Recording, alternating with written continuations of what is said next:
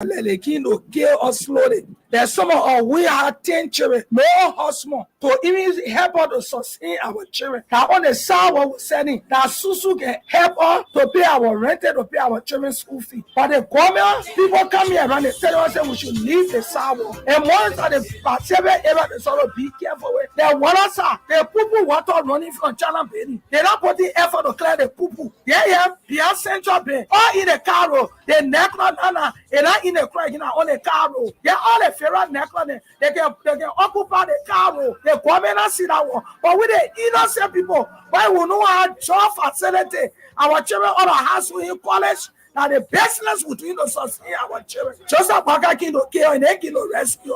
What I say we should vote for our children future. They don't want our children future. They can damage our children future. If they love the citizen and they don't want riot, police or soldier, nobody can stop us. Because now where we get our daily bread from, none of the men, they're not supporting children. With them, none of the men, they're not supporting children. With none of the men, they're not supporting children. With their mother, with their husband, with their none of the men, they're not supporting children. With their mother, with their husband, with their everything in the home. There's some of us who not educated at the business backing or so when they tap around us, tap by them with poo. None of the men, they're not supporting children. With their mother, with their husband, with their everything in the home. There's some of us who not educated at the business backing or so when they tap around us, tap by them with poo. Some of us will not offer our weapon. We're going to none of the men, they're not supporting children. With their mother, with their husband, with their everything in the home. There's some of us who not educated at the business backing or so when they tap around us, tap by them with poo. Some of us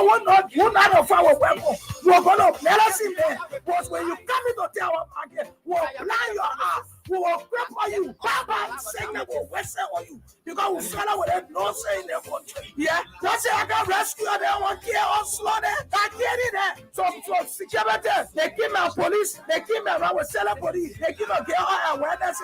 For now until the 7, they will see her and on the street. I say, well, you don't get nobody job facility. And on the street, the people for the federal office, they come by our son. I want people making it. Yeah? And now they blessing them with not belonging in market. And on the street, and I'm market or say in a general market. Say Labrador was funny all over the world. The great America, they sat on the street. Africa, they sat on the street. And then Labrador, what they improve? So I supported Joseph Boyka, knowing that by 2023 you'll be tired. Okay. Knowing that 2023 you'll be tired, you will have a good heart, a good everything good, but the brain is going down. You're not holding it and you're moving down the hill. This is nature. My father, right now, I'm buying his temper. Every day I gotta buy his temper. This is me who bought me temper before. I'm buying temper now because the time has reached. So I thought the woman could be president in 2017 and run for this. And he said, when you run for one term, he insisted.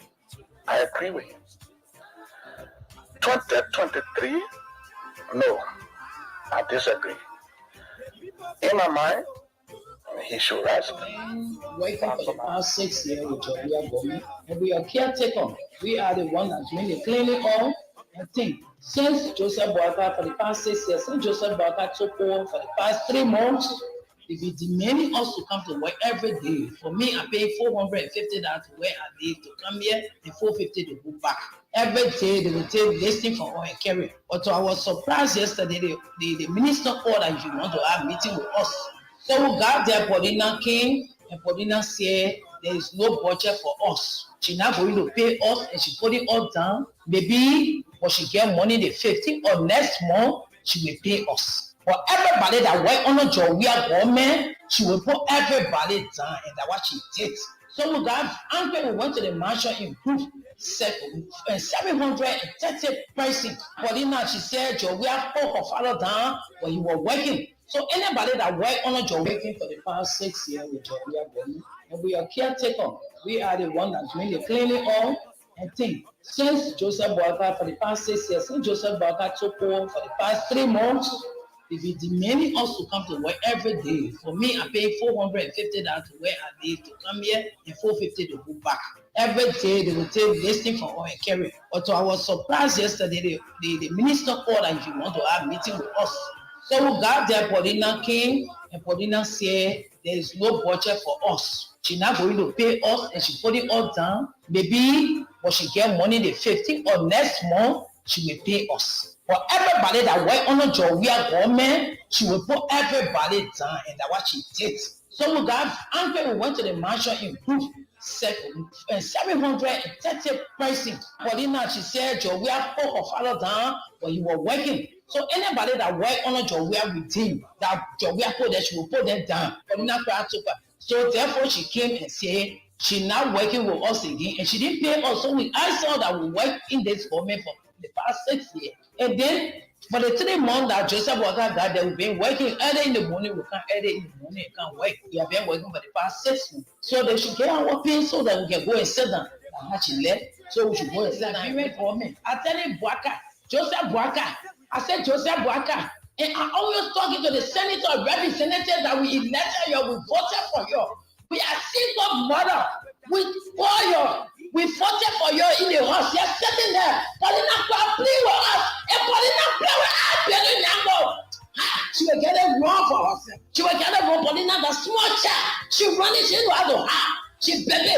If you want to take off anywhere, pay us. We'll go and sit down. But you can't come and tell all people that we're on your way government. Are we not Liberian? Are we not Liberian? That you taking bread from our table, taking food from our mouth because of your we are? Please, our senator, you get back. Our senator in the house, you have been talk for us. You say you are going to talk for the women. That what Paulina is doing to us. She's taking prayer from our mom. We will be marching. I got group. We all will be going to the mansion in black. We will walk to the mansion and we'll point tire. And they will kill all the way they keep putting in your let they kill us.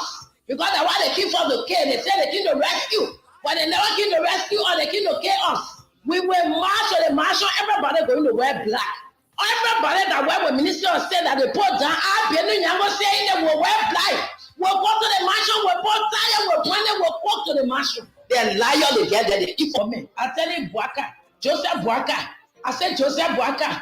And I always talking to the senator, representatives that we elected you, we voted for you. We are single mother. We call you. We voted for you in the house. You're sitting there. Paulina play with us. And Paulina play with us. She will get it wrong for herself. She will get it wrong. Paulina, the small child. She running. She know how to have. She baby. If you want to take off anywhere, pay us. We'll go and sit down. But you can't come and tell all people that we're on your way government. Are we not Liberian? Are we not Liberian? That you taking bread from our table, taking food from our mouth because of your we are? Please, our senator, you get back. Our senator in the house, you been talk for us. You say you are going to talk for the women. That what Paulina is doing to us. She's taking bread from our mouth. We will be marching. I got group. We all will be going to the mansion in black. We will walk to the mansion and we'll point tire. And they will kill all the way they keep putting in your let they kill us. Because that's why they keep for the kill. They say they came to rescue. But they never came to rescue or they came to kill us. We will march to the mansion. Everybody going to wear black. Everybody that wear with minister said that they put down. I've been saying they will wear black. We'll go to the mansion. We'll put tire. We'll point it. We'll walk to the mansion. The liar they get there, the information director, the information minister is a black liar. The people came to steal. He came outside where he saw us. He stood and he said, your words are coming to Paulina, coming back. He never came back. He just left on the only thing they did, they called the police are shopping us all over the place. So if they will kill us, they must be ready to kill us someone. We are Liberian. They come and say the king to rescue or the king to kill. They come and say the king to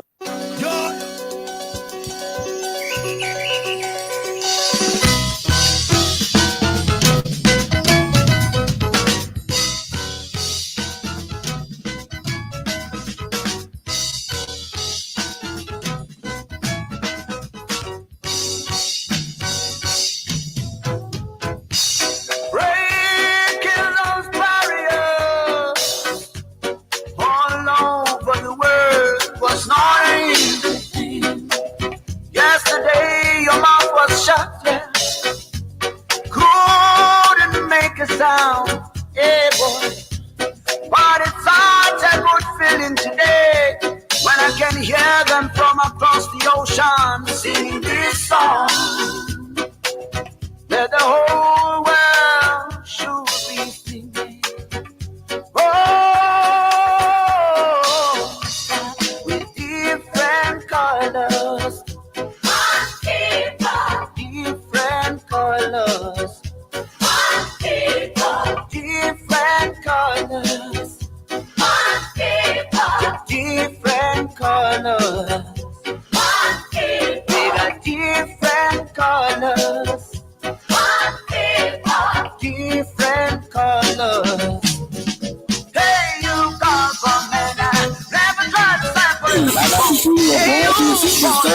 You are the one that teach me here. For today, I can't do it. I want to be honest with you people. I don't want to tell you a fairy tale story that you're going and this and this. I'm being honest with you people. You said during the UFO days in Bong, you were one person who used to steal chicken. I'm proud of that too. And today coming back to tell the Liberian people that you want to have an elected position or occupy an elected position. Don't you see your life and they are younger generation and know They that. bring her to go steal to the mainland store. So the man wanted for you to go steal from the web store. Yeah. He said, I'm a join to go steal to the web mainland store to get money to the store. They will go take it from there. I said, my man, I'm only bad for the same lecture. And how can the police catch you now? The police before the man called me back. I was on the 18th. The same man now. Yeah, the same man. The same man who want for you to go steal. Yeah, he called me on the 18th. Yeah. Now I was in the 9. Now I'm about 8:30. The man called me. He said, oh, my man, I'll let you be here and call you by So again. that time you go to work? I go to work. Before your working place, you come to the man. Yeah, I'm from to my working area to Clarence to now go to the man. To go steal now. No, I'm not go steal. I'm going to steal. I mean, I'm going to. Yeah. How you question me? Anything you want for me to explain for you to understand? Yeah. Then still questioning me, doubling the question. How many talk clear now? I break his sorry. I see. When they call you in the now. When the man come in there, Yeah. he asked me, say, how many of you are working to the area? I say, we are 3. You told the message you're 3. Yeah. So he said, I want to give you tea to carry to The message you want to give you what? tea. Have milk tea. Oh, milk tea. Yeah. For you to drink. With bread. The bread. 3 pieces of bread. The egg is that. You eat my butter. So when I carry it to the main, say carry it to the main. When you give it to the main, then you come back to the car. So the food make you now. You carry that so you can go convince your friend now. Yeah. When I give it to the main, the main say thank you. I say okay. The main say, oh, where you going now? I say, oh, I'm going right car. So one of my friend call me. And the same man go do now. Yeah, the same man. The man tell you say he want for you to go steal. Yeah.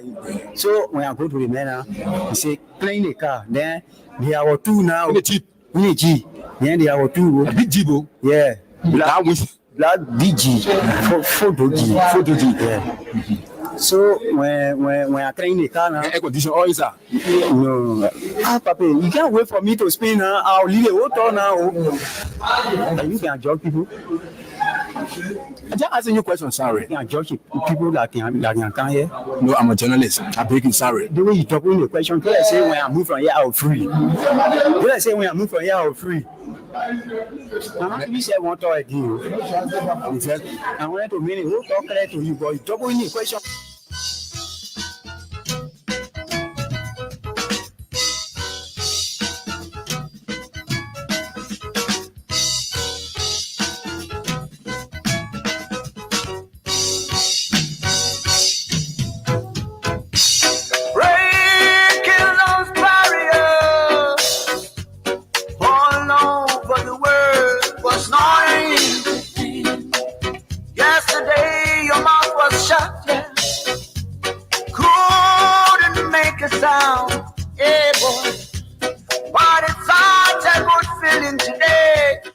Oh yes, and just as we are aware of the challenges associated with helping to break the barriers that society faces. With different colors. In the process, people will call you names. People will threaten you. People will humiliate you. They will disrespect you. They will target you. Just for doing the right thing. But you have to stay firm, committed, strong, determined, encouraged. You have to insist that the right thing is done. Let me say a very, very pleasant good morning to all of you across the country. Good morning to those of you in the diaspora, our friends, our fans, our followers, our critics, and even those of you who do not like the things we say and the way we say them. We are exceedingly grateful to have you under our voices this morning as we interact, educate, inform you, and put some cash in your pockets, in your mobile money wallets.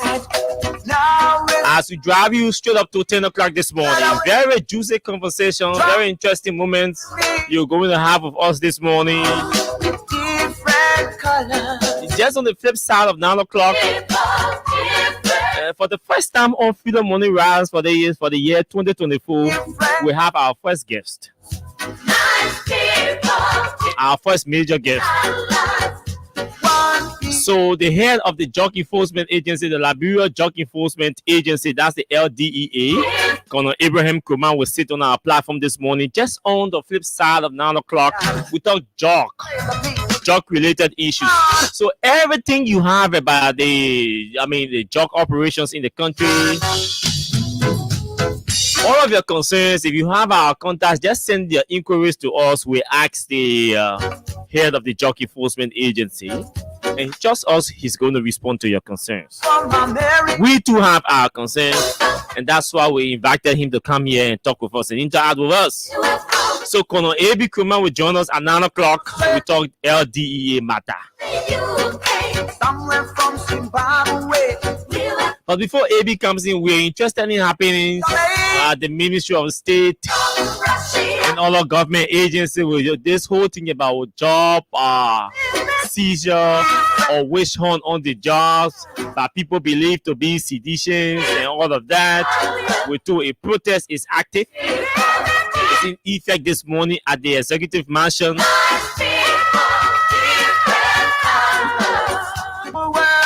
Where over 40 employees arbitrarily laid out, and contractors as well, employees and contractors arbitrarily laid off by the Deputy Minister for Administration, Cornelia Kratoba. They say the people should go because they are seditions.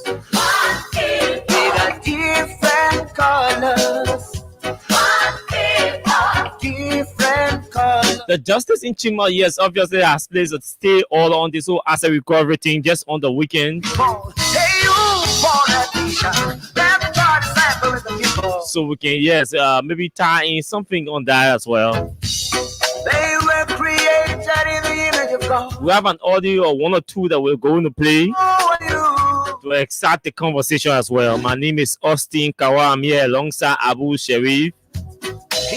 We just introduce Abu and then we'll go straight to our conversation for our Freedom Cash giveaway to begin calling all of our first set of winners this morning.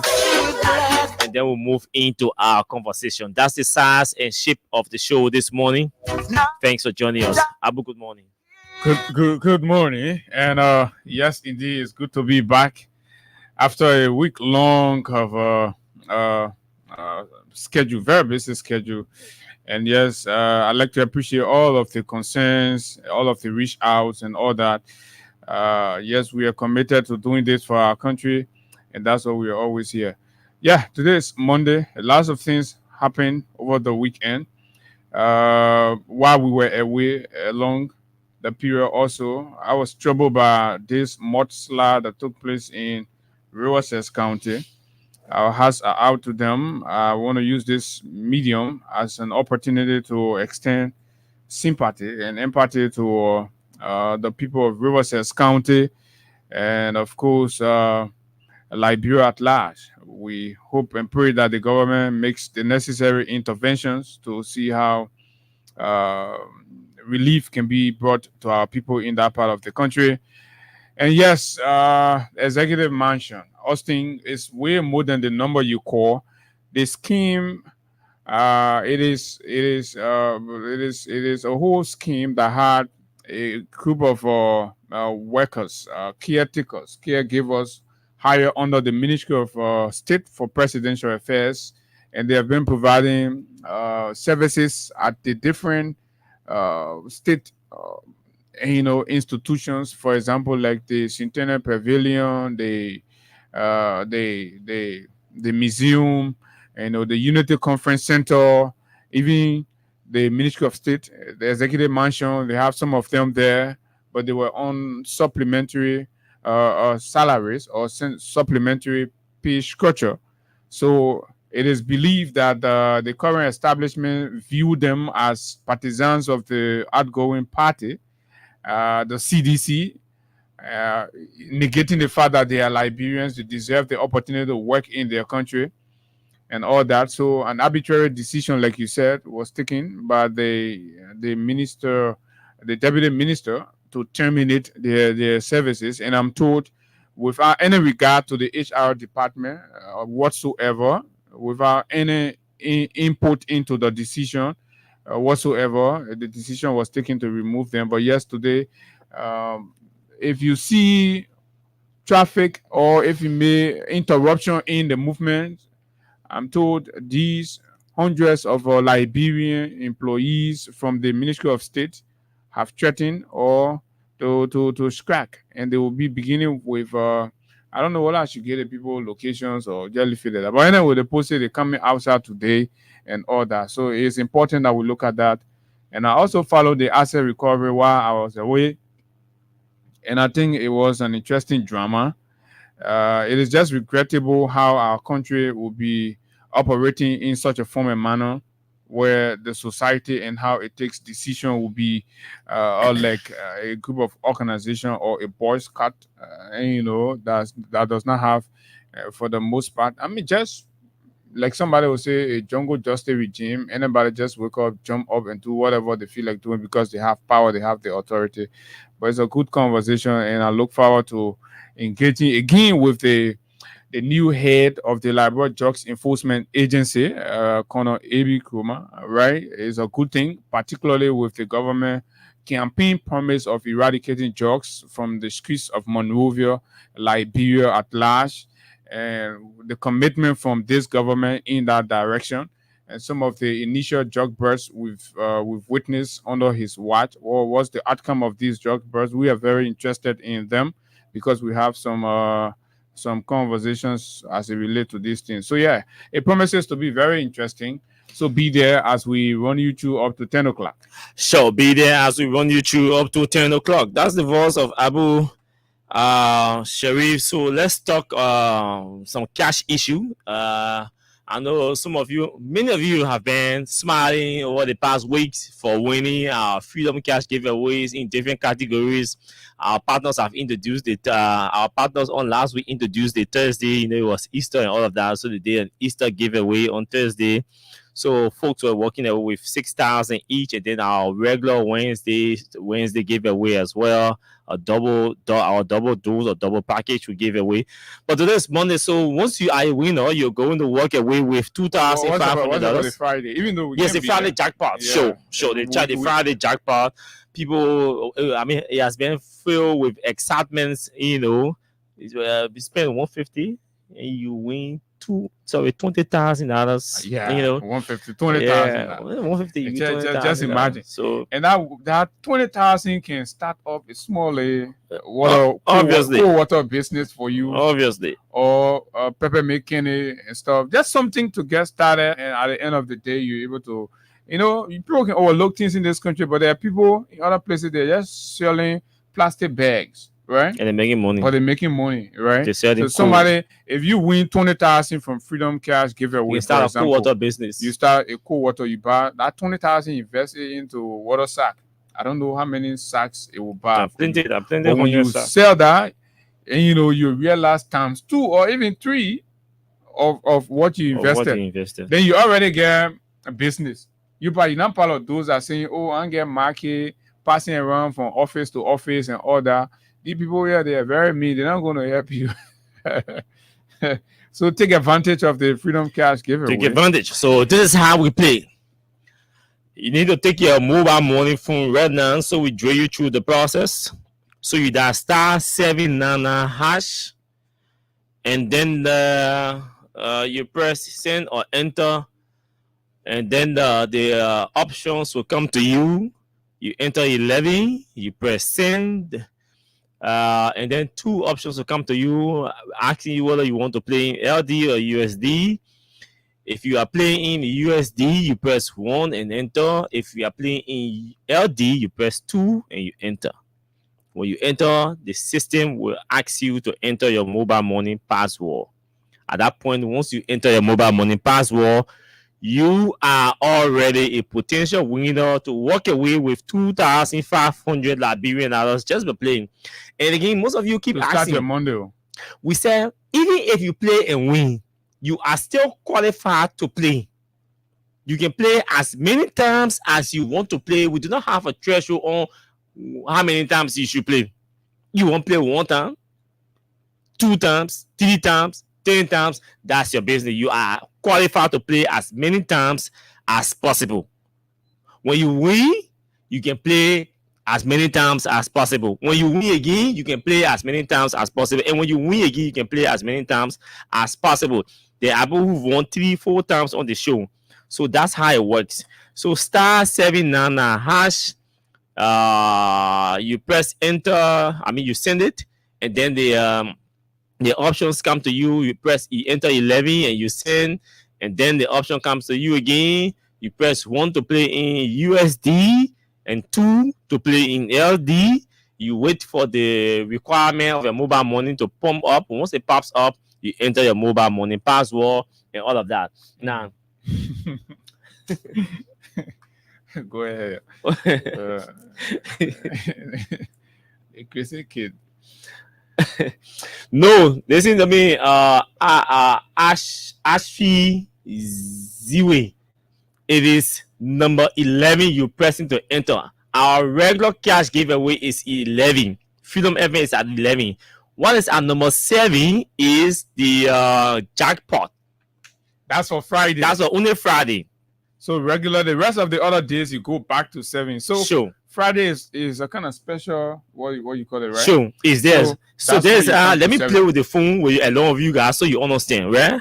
Now you just press *799#, and then you press enter or send. It's reading. Now at number 7, you see Freedom Jackpot. Yeah. No, you're not entering 7. That is not open for today. No, it's not open for today. It's only for Friday.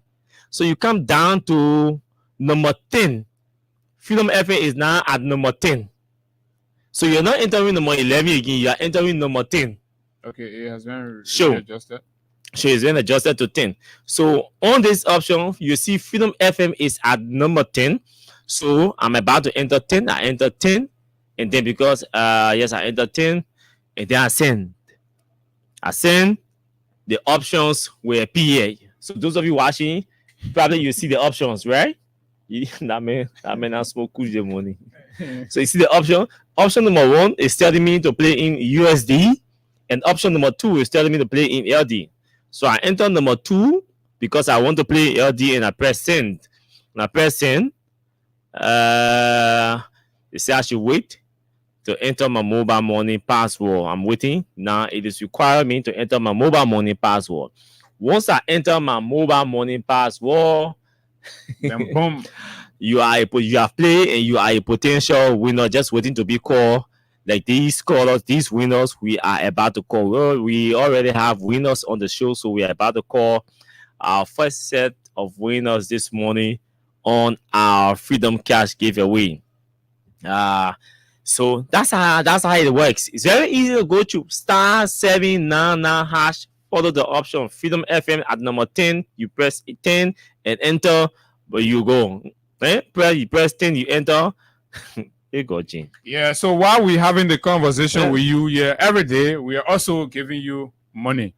putting money into your e-wallet to prepare you or enable you be able to get one or two things for yourself. So it's not only listening to the radio and after the show, you just tune or you cut off the radio and go. But at the end of the day, once you participate successfully in the raffle, I like to call it, and then you stand a chance of winning.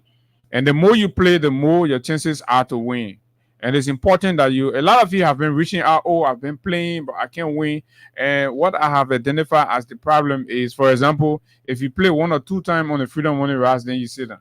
You wait for another announcer come, you play 1 or 2 times. So you have to follow because they think that frequency, right?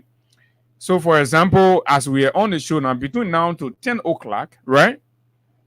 If you have 5 times and you've made up your mind to play 5 times today, right? Make sure you play within our time on the radio here. Sure. Although 5 times when you play while we are here, your chances of winning is very, very high. But when you play 2 years, you say, let me try something. So you realize that the whole week you'll be trying, you try up to 10, 11, and you're not win because, and you know, your number is only appearing on each of the platform once. But if you make your number to appear like 3 times, 5 times, 6 times on one platform, your chances of winning is very high. Very high. So when the spin is done, and you know, your number can come easily because it's in the puzzle. It's already there many times. So the chances of appearing, I hope you're understanding this. I'm trying to make it easy because for me, I really want you to, you know, we got plenty listeners out there, plenty supporters. Yeah, I get my old man, my old man coming. She said, my son, I don't play 10 times, win you. I say, oh man, you win. I say, some people can play 1 time, they win. Some people play 2 times, they win or 2, right? Some people play 3 times, they win nothing. Yeah, so, but I am deriving some strategic and, you know, ways where I can tell my old man, so you'll be using our means too because I want my old man to win. Yeah, so yeah, me I'm only concerned about my old man. Let my old man win. Old man get they play their Sunday together, be in their phone, especially the Wednesday on. My old man play 1 time, she win a 4K. She good. The old man good. You can send a $1,000 to the market. You can, even though the Boaka market is very expensive now. But they can get you pig feed that day. You can get all your thing and oh my God, Sunday juice for that Wednesday. So it's all about that. While we have these national conversations, it's also important that we interspice it with other things. So we're trying to get set for all of you to start calling our winners. So you have to keep playing. We want to spend okay. So do we have the yes, we have our first set of winners. We're about to call quickly. Yeah, I know, my brother. We ourselves have been following that situation with with Mr. Pabai. Eh? So, but we are still following, and you know, to get more details. Yes, we know we saw it over the weekend. And he also went live. We witnessed his live and all that. It is sad. But we are trying very hard not to miss, you know, other issues with politics. We must be able as a country to separate politics from the rest of the other things we do, so that we don't mix things up. And then politicians don't use that as a window to escape from the realities, right? Because the moment you politicize everything in the country, politicians now will use that as a scapegoat. They'll say, oh, but my man, I'm not serious because everything is politics. So the day you're having conversation about the politics, they tend to downplay it on grounds that every other thing is. And sometimes there are very serious matters that has been discussed. They will still downplay it and justify it to be politics. So we are being very careful with the Mr. Pabai situation.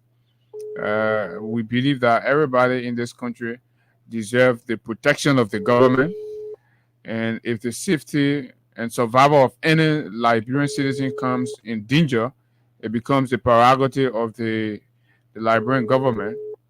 We only calling these guys our winners 1 time each, and then we'll not be reading the numbers, their phone numbers on the radio. To avoid schemers calling these people, calling our winners pursuing them to return them, to send the money back. Okay, we've been receiving concern about that. Anybody call you, you win. Anybody call you, say, "Oh, send it back." We know that somebody that's out there you say, "Remember." Sure. So nobody should call you and tell you send the money back. You send it when you win. In fact, we're going to announce the number, our hotline for you. That's the only number we'll call you from our partners. Any number besides that call you, that's scam. Don't fall for it. Yeah. Okay? You win, you So, win. You win. Nobody will go and say send the money back. Until Judgment Day, nobody will call you. Send it back a mistake. We don't do that. So we'll stop calling your numbers on the radio. Maybe we'll announce your first two numbers or your last two numbers, but we'll not call your full numbers on the radio. So scammers cannot call you to tell you say that mistake. Hello, good morning. Hello. Good morning, sir. What's your name? My name is Jeremiah Rabba. Okay, Jerry. My name is Austin. I'm calling you from Freedom FM. Okay, sir. You play our Freedom Cash giveaway, and our system shows that you have won $2,500. Yeah, I saw the message this morning, Chief. Okay, now let me say this to you. Yeah. Nobody should call you and tell you to return the money. Okay, sir. We are going to announce a hotline. That's the only number that will call you, and that number will not call you to tell you to return money. Yeah. Okay, sir. Thank you, sir. Thank you. Welcome. Let's dial the second. Let's call the second winner this morning on our Freedom Cash giveaway. That person is on 0881. Blah blah. We're not another number. We're not gonna call the people. 081.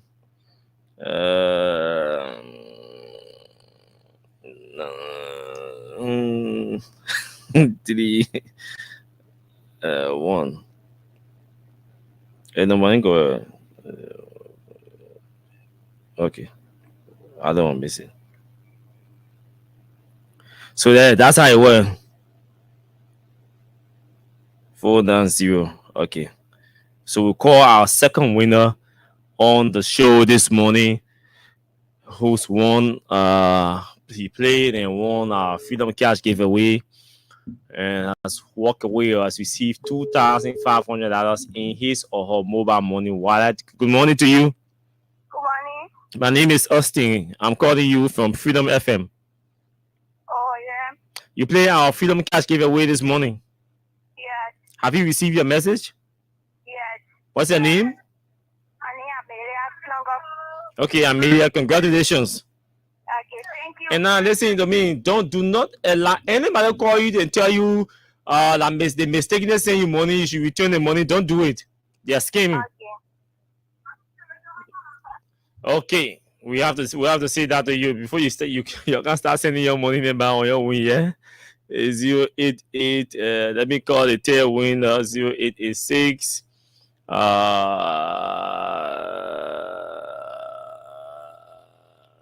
okay, 77. Let's go. This is our tail winner on our Freedom Cash giveaway. So you all can be like these winners by playing. You play.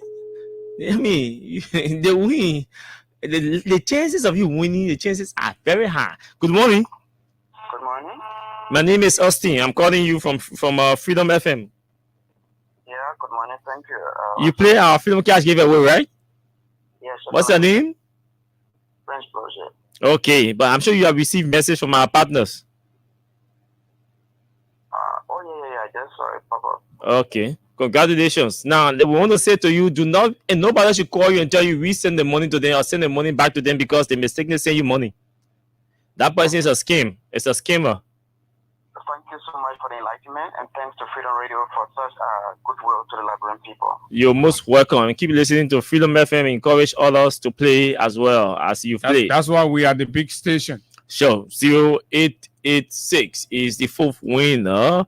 971. There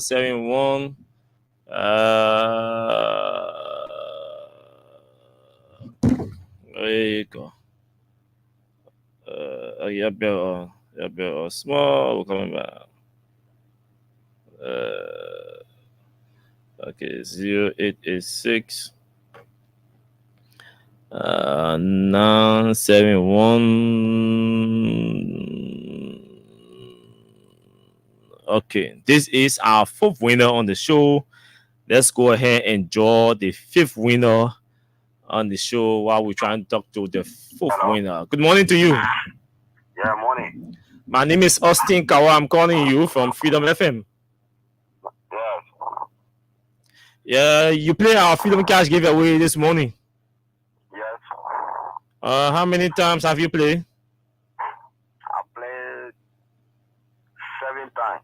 And you are a winner today. Thank you so much. Did you receive the message? Yeah, let me finish check.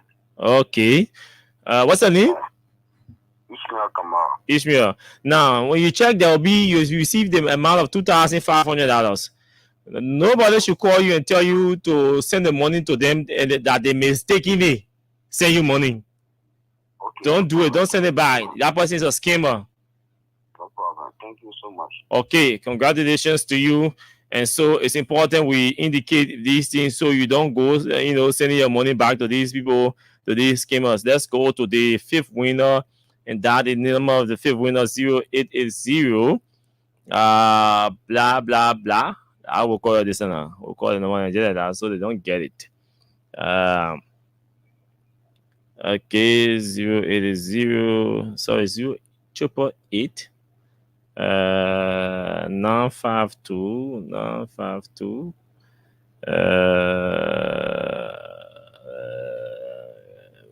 Okay, so this is our 5th winner this morning on the show. You can be like these winners just by dialing *799#. Follow the options. Freedom FM is at number 11. Sorry, number 10 now. Good morning to you. How are you? I'm okay. How are you? I'm good. What's your name? My name is Augustus M. Augusta, you play our Freedom Cash giveaway this morning. What? Oh, so the man I didn't even know.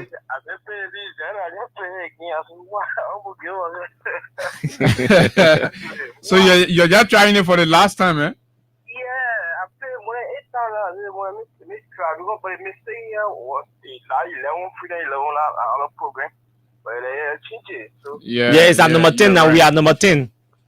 Yes. You're right. And when you play the other number, then your chances to win slim. Oh. Yeah. So congratulations, okay? Okay. But listen, nobody should call you and tell you to send the money back to them that they mistakenly send you money. That person is a scammer. Don't do it. Okay. They say what? Yeah, like, man, I'm playing. Man, me just try it loud. The way I wouldn't talking the money. Me try. So when we're talking, I let me talking. Just play you. Just play your way. That's all you have to do. So let's call the 6th winner 0880. Let's call the 8th winner. The 8th winner should be on this number. 08656. So we don't want to call your number before these scammers start giving you a hard time. The minute get traffic, they will tell you that they mistakenly send money to you. You should please send it back. So all of you that for don't start blocking your number, you send the money back. Okay. Good morning. Morning. My name is Austin. I'm calling you from Freedom FM. Yeah. What's your name? Naomi Ford. Okay. Oh, okay, Fort. Naomi Fort. Congratulations to you. Our system shows that you play our Freedom Cash giveaway. Yeah, Friday. Yeah, that Friday the jackpot. Anyway. Thank you very, very much. And I wish to see you people right now. One day you see us. I always talking to Winnie. I always listen. So I really want to see people. I always make my phone. You can't answer me. Where do you live? Yes.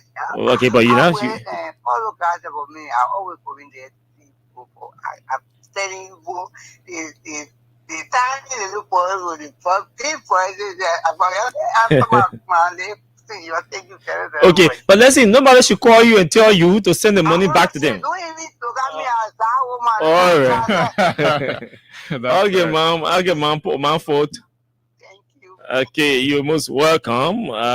Yes, so that's it. Nobody should call you and tell you this, send the money back, you send the money back. You'll be sending the money to a scammer, and you will lose everything. After playing it, you go send money back to somebody. So we'll close it, the chapter of the 7th winner, and then we'll call the last 7 or the last 10 winner, whatever it is on the show. Whose phone is that? Okay. So that person is on 0555 233 blah blah blah. Okay. So this is our 7th winner today. You see, 7 persons have won, and so you still have a chance to play up to 10 o'clock. We're on the radio. You have to keep playing. And the good thing about it is, if we do not call you today, tomorrow we'll begin the show. We call the winners because maybe we'll get carried by the conversation. So as we are about to talk about politics and AB Kuman comes in at 9 o'clock, while we interviewing AB Kuman, you can still be playing just by dialing *799#. We will still call option. you. We'll still call you. No, we'll call you before the close of the show. We'll call you. This lucky winner hasn't picked. Since this person is the last winner on the first set of winners, let's give him or her the option again, the second option to call and see whether he or she picks. This person's phone is ringing, so that's all you have to do. Just that *799#, and then enter number 10. When you enter number 10, you send it. The options come to you to play in either LD or USD. So number 1 for USD, number 2 for LD. Once you play in the currency you want to play in, they will ask you to enter your mobile money password. And once you enter your mobile money password, bingo, you are a potential winner. This 7th winner did not But pick the our money call. already The money is all account, so they make a data and see, and we'll go and see the money there. So we'll go into our conversation, and then we'll come back. We will call additional winners. But just before we run to our conversation, I'd like to say this. The President Abu has been selected, nominated for the Chatham House Prize. Did I say the president? Me, President, we are. I think that is part of the beginning of our conversation. The former president, so that we don't go inside and come back again. So let's do this for our brother, our own big brother, the great Babangida. Today is his birthday. Oh. So if you don't know, because as soon as the conversation start now, we get carried away, likelihood, and that will be a serious affront. So we'd like to do a special birthday, which for our own big brother, a very loyal, supportive brother, Abraham Sirleaf, alias Babangida. Today is your birthday. We'd like to wish you all of the best and pray that as you observe in this Ramadan, the Almighty Allah will shower more blessings in everything you do, and we wish you all of the best. Sure, and let me join Abu to wish you, big brother, happy birthday to you. I know the birthday will not be birthdaying because, I'm sure we'll defer the So it'll be a double celebration at the close of Ramadan. Will be a double celebration. You know, Babangida birthday can't just no, it can't. What? The main name is Babangida, the big Babangida. So, but anyway, that's it, Chief. Happy birthday. So, say you're fasting, we are going to reserve the gift. We have a huge package for you, but we'll not give it to you today because you're fasting. We will at the close of the Ramadan. Everything when you break, 4 hours after you break, then we present to you your gift. Your gift is huge, very sad, very huge in size. We have that gift for you, Babangida. They made like BBT and big car, you know. So you want to make it easier, the man, big red, big bread, big everything. So your gift is big, it's huge. We'll give it to you, but we'll pass it through OMSN Science for approval. Then we give it to you, so we don't fall in problem with anybody. Yeah. So they say the friend wrote and said, "I just play the Freedom Cash something. If I don't win, I come and get." No, if you the way you play, so you don't win. I'm talking to you. The way you play, you don't win. Play again. Keep playing up to 10 o'clock. That is secret. You don't need to come for me. All you need to do, just keep playing up to 10 o'clock and you will win. And when you win, you should call me to tell me that you won. Thank you. So Yeah, so that's it. So we'll follow. The details are coming out. With the details will surface when the prayer and all of that, and then we do no time and we get enough time. So So we're that not means going that's to. two invitations, right? Yes. One with the Harvard school, right? Sure. And then the second one is in the UK. In the UK. This is great. And for I don't know, but all we can say is, for me, I expect these things will be coming. The manner and style in which President we are served this country, and some of the democratic eye opener that were witnessed while he was president. And in fact, the most intriguing part of it all is the way he turned power over, looking at his age, right? And looking at all the risks that exist in African democracy, right? Sure. The witch hunt, and all these unnecessary attempts by those in power to target their potential rival, or probably people that they succeeded. He saw all of that, all of the risks, because whether you like it or not, in Africa, the reason somebody have said most African presidents do not see it too okay to turn power over because of the fear that the next party coming will be after them, will embarrass them, and all that. But Mr. President said, no, we as a country have subscribed to democracy, and democracy requires that when the people manifest their will and they've chosen somebody else, in spite of the fact that, so that whole incumbency mentality that we have, see the power of the incumbent, they may say no, that's not working. I don't know what's your interpretation of it, but if Mr. Baka won the election, right, the same way I won, let me give it to him. And so the war is celebrating him for that. He has a story that adds to the conversation around a vibrant democracy. So all of these recognitions and invitations, I believe, are coming from that backdrop. So when he go and tell the story, why, because it has to come with real fortitude and to look in the face of everything and say, a British journalist, what's her name? Clifford Hoffy said Liberia's biggest achievement for the last 6 years was the decision of Mr. President to have conceded defeat to his major rival in looking at the squeezing election. And so for her, she doesn't see the role, she doesn't see the electricity stability. She feels that those things are not bigger than sustaining our peace. And, she believes that those things will not be enjoyed by Liberians if we do not have a stable or sustainable democratic peace, and all of that. So these are how civilized people think about a society. Than the regular illiterate people who just started classroom to get degrees, who found themselves in the Unity Party, will say nothing has happened under George Weah because they're not living in the air. Yeah. And folks, before Abu will take the lead of the conversation, but before that, I'd like to announce this. I know it's been very difficult for all of us, but we had to take the decision to move on with our lives. Today is going to be our last edition for the show, Our As In Me. Today is my last edition doing the show here at Freedom FM. And we have to move on. We submitted our letter of resignation on Saturday.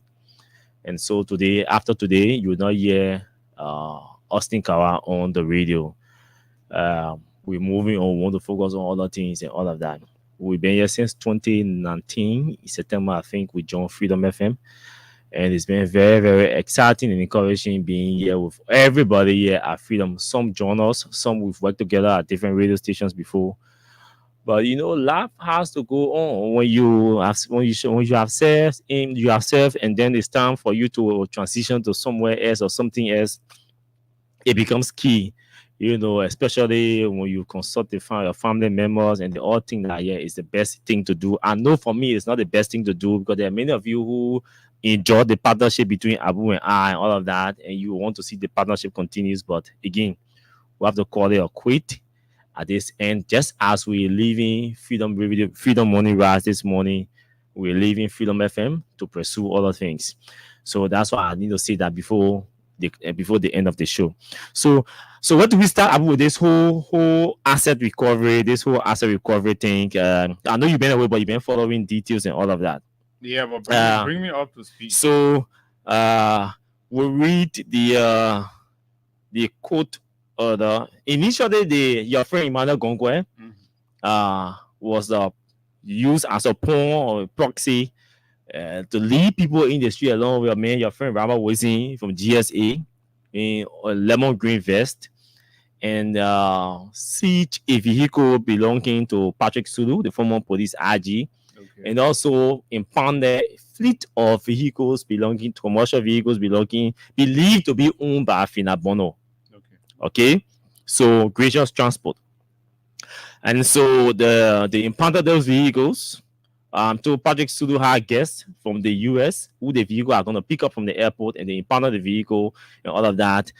And so the two individuals decided to run to GSA with their documents. And then Gracious Transport also went to court. Now we'll read the court document from Gracious Transport and then also the communication from GSA to Patrick Sulu. So on March 28, 2024, from the office of the Clerk, Supreme Court of Liberia, Temple of Justice, Councillor N. Oswald Twe, Ministry of Justice, 14th Street, Sinker, Monrovia, Liberia, dear Councillor, in reference, Gracious Rad, by and through its manager, Francis T. Blamo of the City of Monrovia, petitioner, versus the Asset Recovery Task Force headed by Councillor Edwin Mantin, also of the City of Monrovia, respondent, petition for a writ of prohibition by Director of His Honor Yusuf D. Kaba, Associate Justice presiding in chambers. You are hereby cited to a conference with His Honor on Monday, that's today, April 1, 2024, at the hour of 11 a.m. in connection with the above captioned case. Meanwhile, you are ordered to release of all vehicles seized and stay all seizure pending the outcome of the conference. Kind regards, very truly yours, Councillor Saint Mamu, Clerk, Supreme Court, blah blah blah blah, seal, stamp, everything. So the justice in chamber place is stay order. Now, just as the justice in chamber was placing a stay order on the 29th, the same 29th, the General Services Agency National Fleet Management issued a certificate of vehicle clearance to Patrick Sulu after they seized his vehicle. Yeah.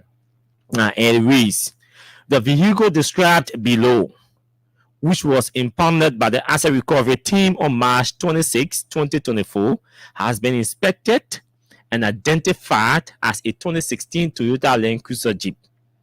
This vehicle was disposed of to former IG Patrick T. Sulu of the Liberia National Police on October 21, 2021, in accordance with established procedures at GSA. Therefore, to whom it may concern, please extend all appropriate courtesies and cooperation to him in this manner, and refrain from subjecting the bearer to any undue restraint or inconvenience. Vehicle mark. So vehicle make, that's a brand Toyota Land Cruiser. Vehicle type SUV. The VIN, I don't call it VIN, color black. This is signed prepared by the Director of National Fleet Management and signed. It is also attested by the Deputy Director for Operation who led the seizure, and then it is approved by the Director General. So this is where we are as a country. So what it says is that the entire process was remanded in ways to indicate that there were flaws in the way the two gentlemen proceeded with the asset recovery process. And from the very pronouncement of the government's decision or the president's intentions to recover what is believed to be stolen assets from the government, right? Whether in liquid or in physical, whether in finance, just whatever that's believed to have been obtained suspiciously, and that's connected to defrauding the public treasury. The commitment of the government to retrieving that is, from the surface of it, a very laudable anti-corruption draft. We all welcome then, and we felt that must be the commitment coming from any government, irrespective, any president committed to changing the story of a third world country like Liberia, challenge on all fronts. The best way to address our problem is to take, measures, precedent measures that will discourage the act of public thievery. And I saw the asset recovery effort by Mr. Boakai and his team as a welcoming one, just as we welcome it when the former president was around and he launched his own team to do same. But then, upon the declaration, subsequently, the president set up the team.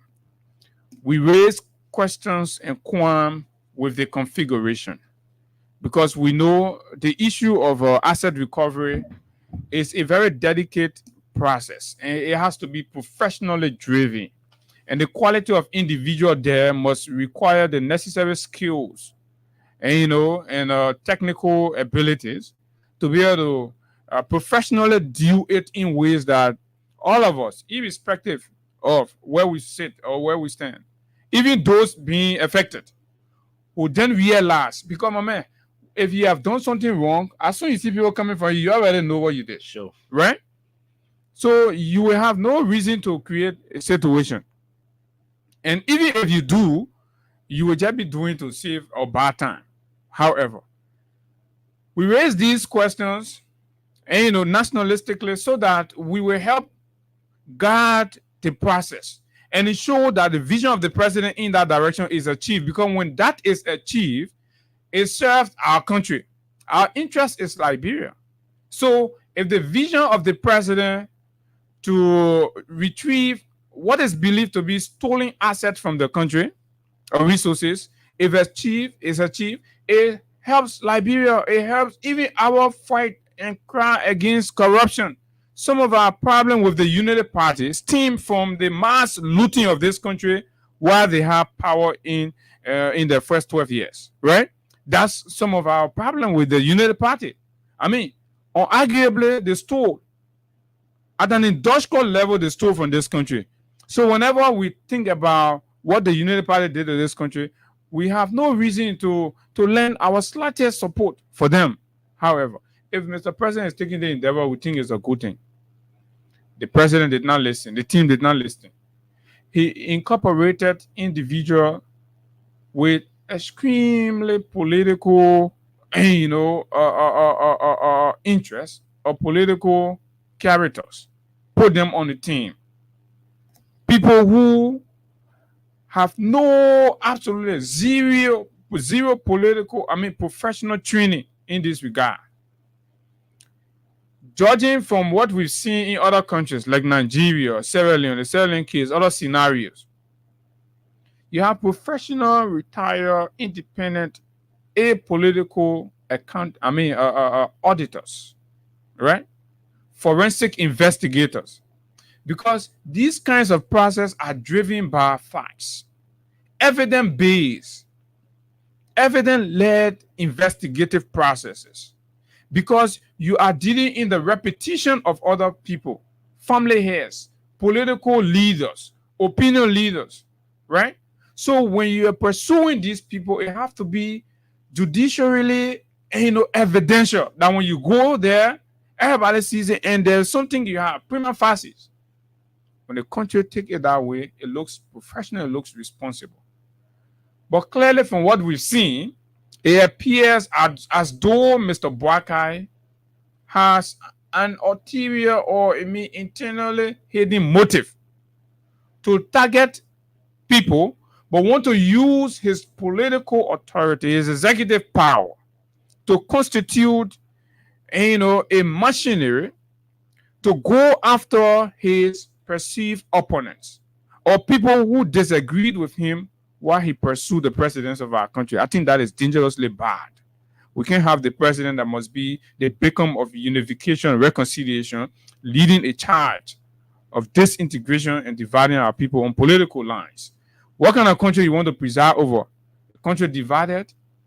Listen, Mr. President, you cannot control everybody, particularly if you preside over an environment where you yourself contribute immensely to the division, discrimination, and of course, persecution of people because of their political views and political persuasions. You are treading a very dangerous path. Now, Robert and Emmanuel Gonkwe. Emmanuel Gonkwe, I listened to his interview with the journalist on the scene where they are going to talk about the Pachisudu, and he sounded very empty and gave more reason why people like him must not be anywhere around any serious committee that has to do with technical work like asset retrieval or asset recovery. I don't know his professional or his academic background, but this man, from his conversation, has demonstrated that he has zero clue on how judicial processes work. What you have to do, the procedure that you have to follow, and he has absolutely zero understanding about what forensic investigator is. To start whispering about hearsays, oh yeah, we have intel. We have intel that these vehicles, in fact, he lied that the vehicles weren't registered. The vehicles were plated. How then did they get plated if they were not registered? You see, you cannot do such a process like that. If you do it, then you are trying to impugn the very repetition of the organization that you're heading.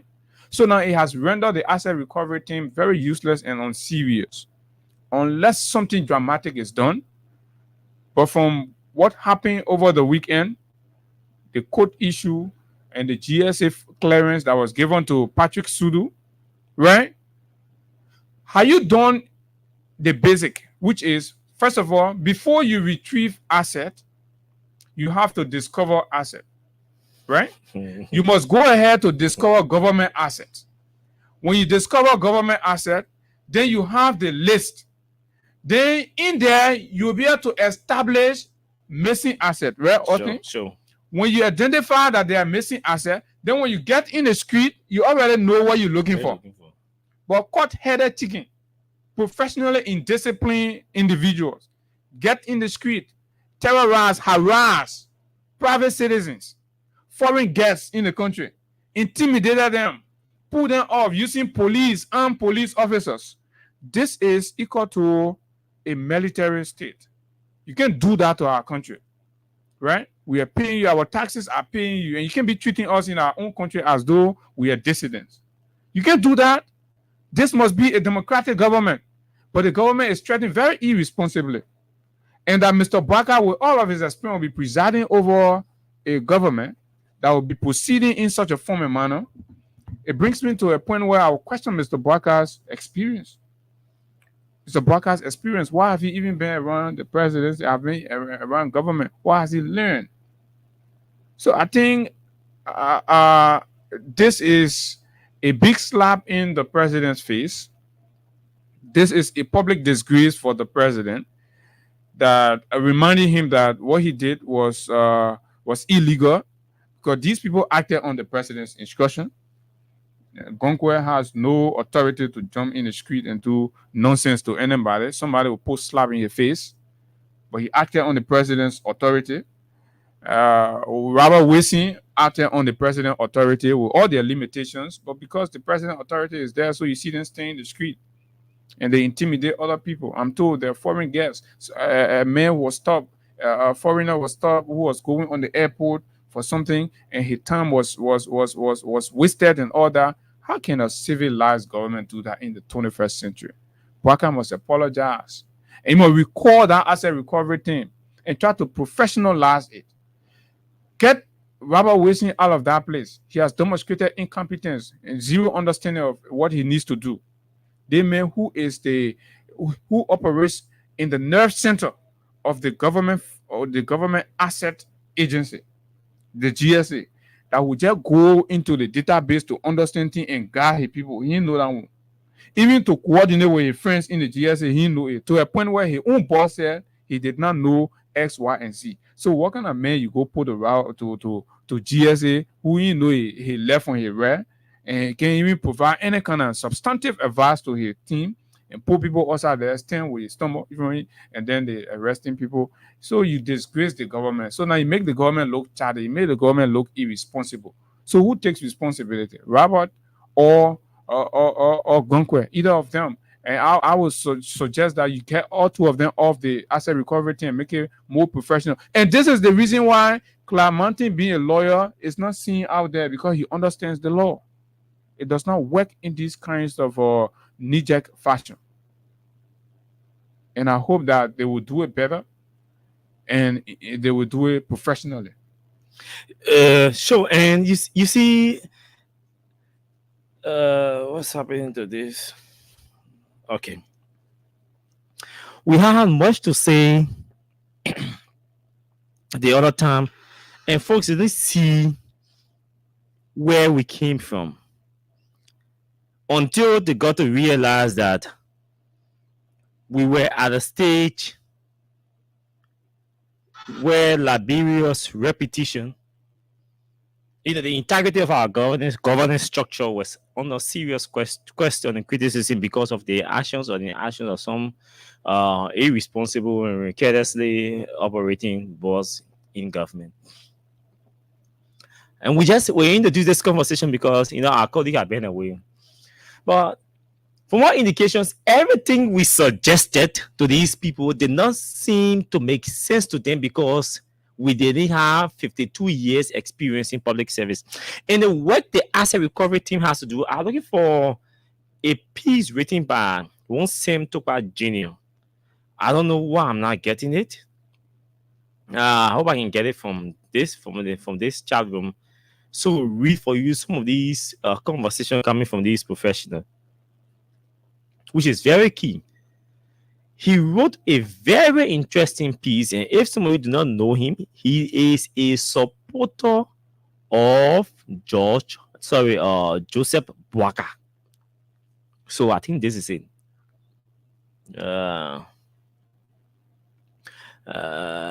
Please bear. Let me see where I can find this piece, because these are their supporters who are looking in the faces, who will look in their faces and speak the truth to them that some of us know and respect, and that is why I'm interested or attracted to it.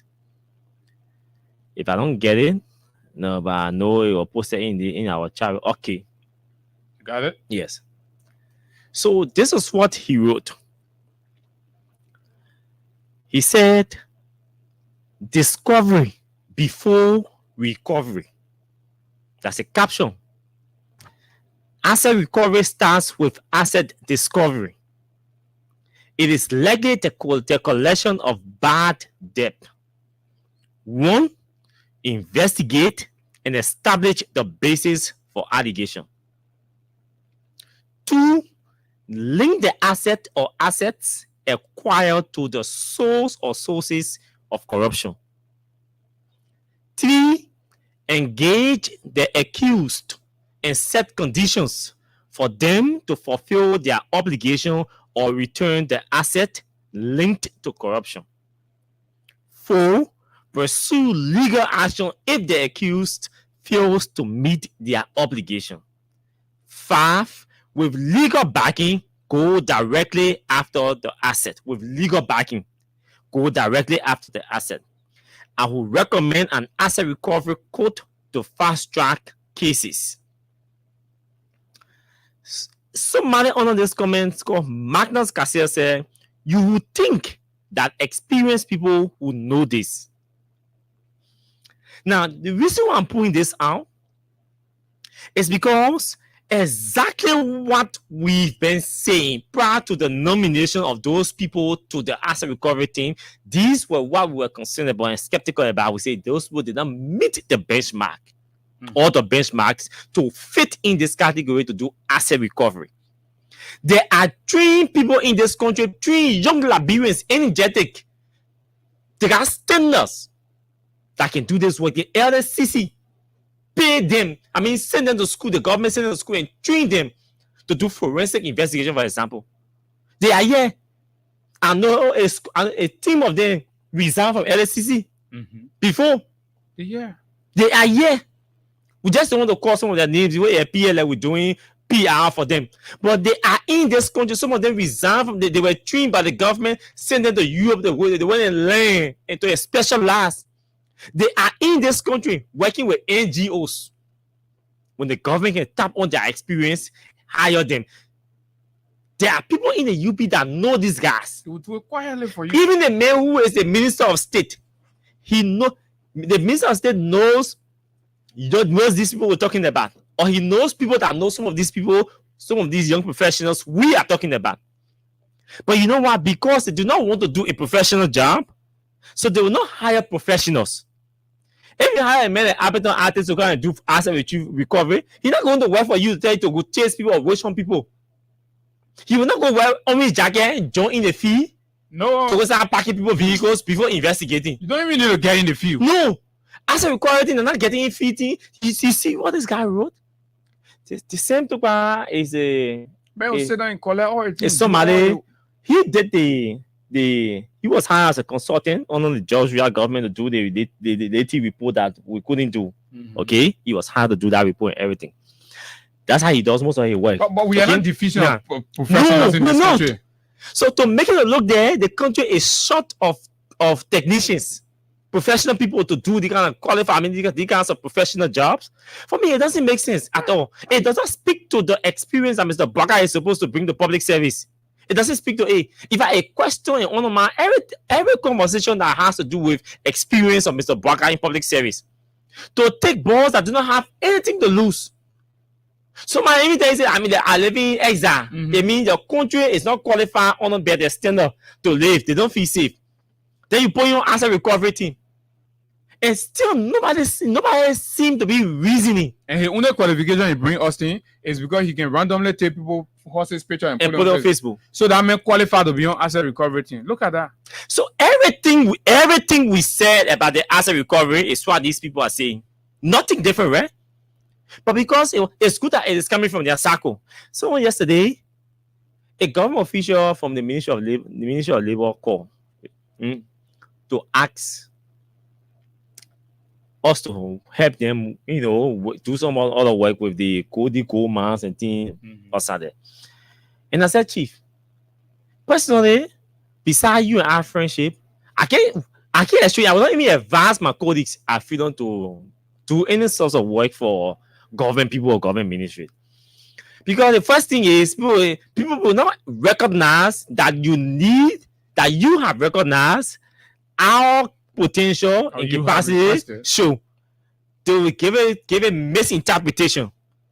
So any other thing you want to do that is start to commercial, when you go to the station and pay for it, we can do it. But to say we're coming to do work for you, partner to do work for you and all of that, no. They want to do chance on labor team or targeting the mass and all of that. Okay, so there are people in this government who know that they depend on the critical voices to do the right thing. They could have gone to government the other radio stations that are space-seeking government. But they know that what they want the public to hear that will force the legislature to even give them budgetary allocation to get their work done. Freedom will say what they see or what they saw. Those stations will not say them because they think they will be tarnishing the reputation of the government. But for us, we think we'll be reporting the facts, talking the facts to help the government to do the right thing. That's why that fellow came to us. And there are many persons who read a text message from a strategist in the Union Party the other day. We read a message from him about this whole rush for jobs. How the president's signature is being sold. How 2-3 different people from different circles making selection. That's why you see one person being nominated to 2 different positions, 2 persons being nominated to 1 position, and all of this. That was a UP star who told you where he worked. He refused job and said he was still the World Bank. But he's a UP star, a strategist of the UP. But that was his concern about the way in which the president office is being run. So these things are happening. And some of you think by us just sitting down and say, oh, Mr. Baga, you get 52 years in public service. I mean, you spent 52 years in public service. So yes, we praise you. No. But look, you take people who sat in class or claim to have sat in classroom. And Abu Clamati is a smart guy. Or he played in smart. Clamati knows that to just jump in the street, just like one group of rebels, and start seizing or packing or impounding people's properties is wrong, or is a wrong way to do it. Without doing the needful. So apparently they refuse to listen to his model in which they want to do it. So he said, okay, yeah, it's a fun idea. So in my Congo, we need a team. Right? When he say for GSA, he would be on the team and we'll put the other female, y'all go in the street. He said that here. No, because he also sees that these people are cluelessly politically charged. They have huge partisan biases. So an attempt for Mountain to start to say to be technical, and they may likely conspire. Oh, they may Mountain may bring. They may not clear. And the lawyers can do anything. You know, you but have big people. They don't play with things that attach to their legal profession that they are supposed to know. You think Mountain are going to spoil your career? A lawyer will tell you, no, oh, my man, I can't compromise the one. Once it starts to the legal to their lawyering profession, they'll tell you, my man, I can't get involved. Because they know the penalty. Because imagine Councilor Mani standing before the justice in Chimo today. And Councilor Kaba is asking these kind of critical questions. My man, but Martin, you of all person, you're supposed to know that they position about. Do you think it's right? Then he feels embarrassed, he gets embarrassed. Those of who will follow the hearing today, some of will go to the court to follow the conference. So you see how the Minister of Justice is going to respond to some of the questions that will be asked by the Justice in Chamber. Correct. Because they can ask questions that can embarrass them. The same thing with the Attorney job. See how they disgrace the lawyers representing EPA. See how they disgrace and embarrass the lawyers representing all 4 or 5 entities. They were embarrassed doing that because the lawyers are supposed to know certain things, especially that attach to legal dealings. So to sit down and see a lawyer wrongly proceeding, when you go stay even your superior lawyer, they can intimidate you. So next time when you go back, you not make this decision. The GSA is sitting there. They ask you everything. The first thing what you do is get an office space. I reference the passport retrieval thing. The first thing no guys go, what did they do? They sat and said, no, they have an office space. Let's structure it this way. Let's give people a chance to come in willingly and return their passports. But if they don't come in willingly, probably go to be due to maybe they don't have the information, they don't know. So we'll put an announcement or announce hotline. So we can call and make inquiries. How do they return their passport? Blah blah blah blah. At the level of the president, the office of the president will call the former president directly to ask him to return the passport of people who are honoring it, and then we'll reissue the ones that are qualified to get everything, right? So at least in the structure, it is structurally done. After that, you move to the next stage. Thank you. So when there are no compliance, you don't go to the person and say, give me passport, or you arrest the person here to take your passport. You go to court because of government property. They are wrongly in possession or illegally in possession of government property. And even though you've made efforts, announcement, everything to return, they refuse to return.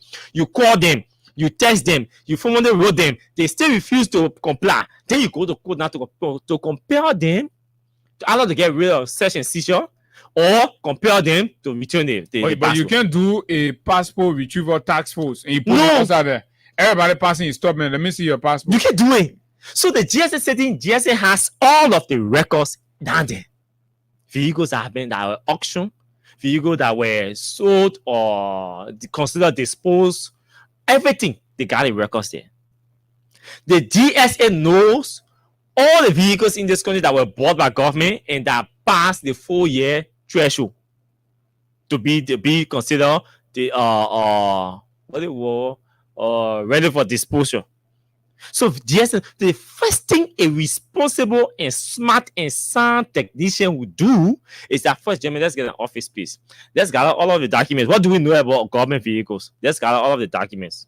We have here GSA. What can you give us? Okay, GSA will come and give you all of the documents. We want fleets that have been auctioned.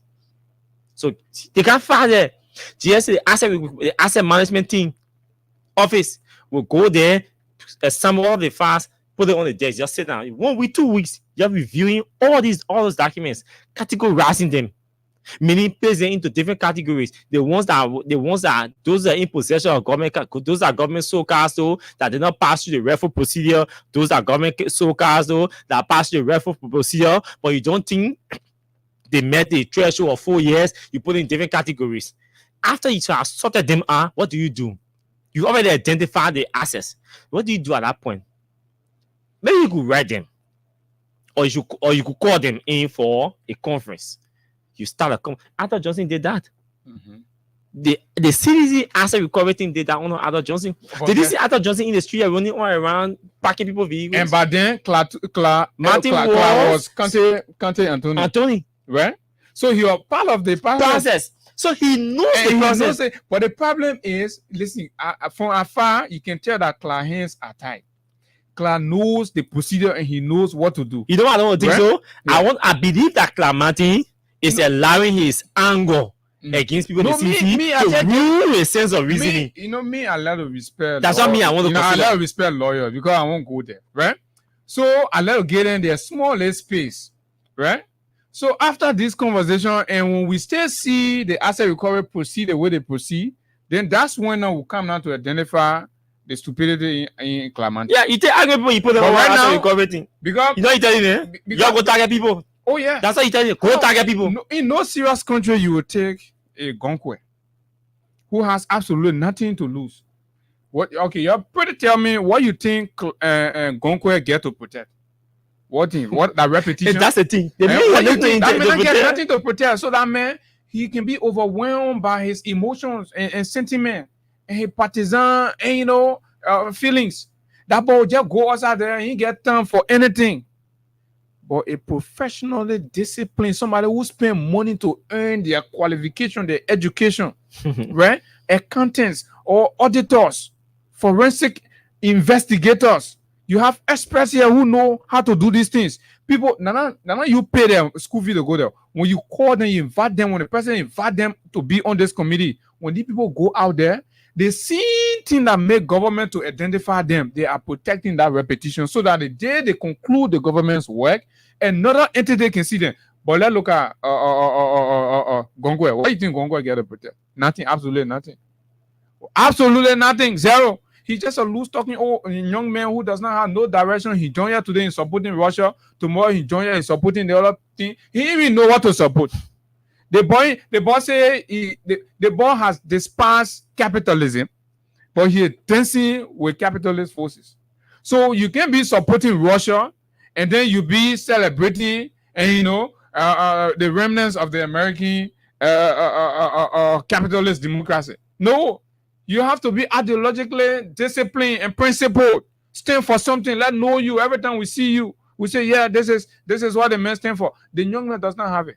Robert Wilson has absolutely nothing. The man who the best thing he's noted for is being seen everywhere on every corner drinking beer. You think that man get anything to protect? That man get time. All that man know he must just satisfy his partisans. A partisan, when you finish the go Marisha, when they drink beer, I say, Mama Rabba, we saw you. We can't run a country like that for God's sake. We can't. Let's put serious people there. Take Rabba, then you put them somewhere, they do their partisan thing, no problem. But this is repetition. This is something that has to do with integrity. This must be painstakingly pursued. And it must not be done in a knee-jerk fashion, politically, and political fashion where people want to settle political score. When you do it like that, the risk is now the money that's being used to prosecute or to investigate stolen asset, right? It is not Joseph Nwa Baka's salary, nor any of his official salaries. It is the taxpayers' dollars. Check the budget line. They're requesting the legislature to approve $1.9 million. $1.9 million of our money for them to use it to retrieve what is believed was stolen from the government. And you tell me this is how uselessly that money will be utilized, and you expect us to close our mouth on that? So we must be deciders in the process. And we are telling the president that, Mr. President, as much as we welcome the initiative, but we want you to remove these unqualified, incompetent, and professionally indisciplined or minor individuals from the committee. Emmanuel Gonkwe cannot be there to reflect a serious group of people. Robert Wilson, no. Martin Colley, no. If the day political battle open, you can use these people for your political battle. Martin is a good propagandist. You can use him, be doing his la passing around, but not for a serious organization like a National Asset Recovery Committee, where 1.9 million of the Liberian people money. Mind you now, right?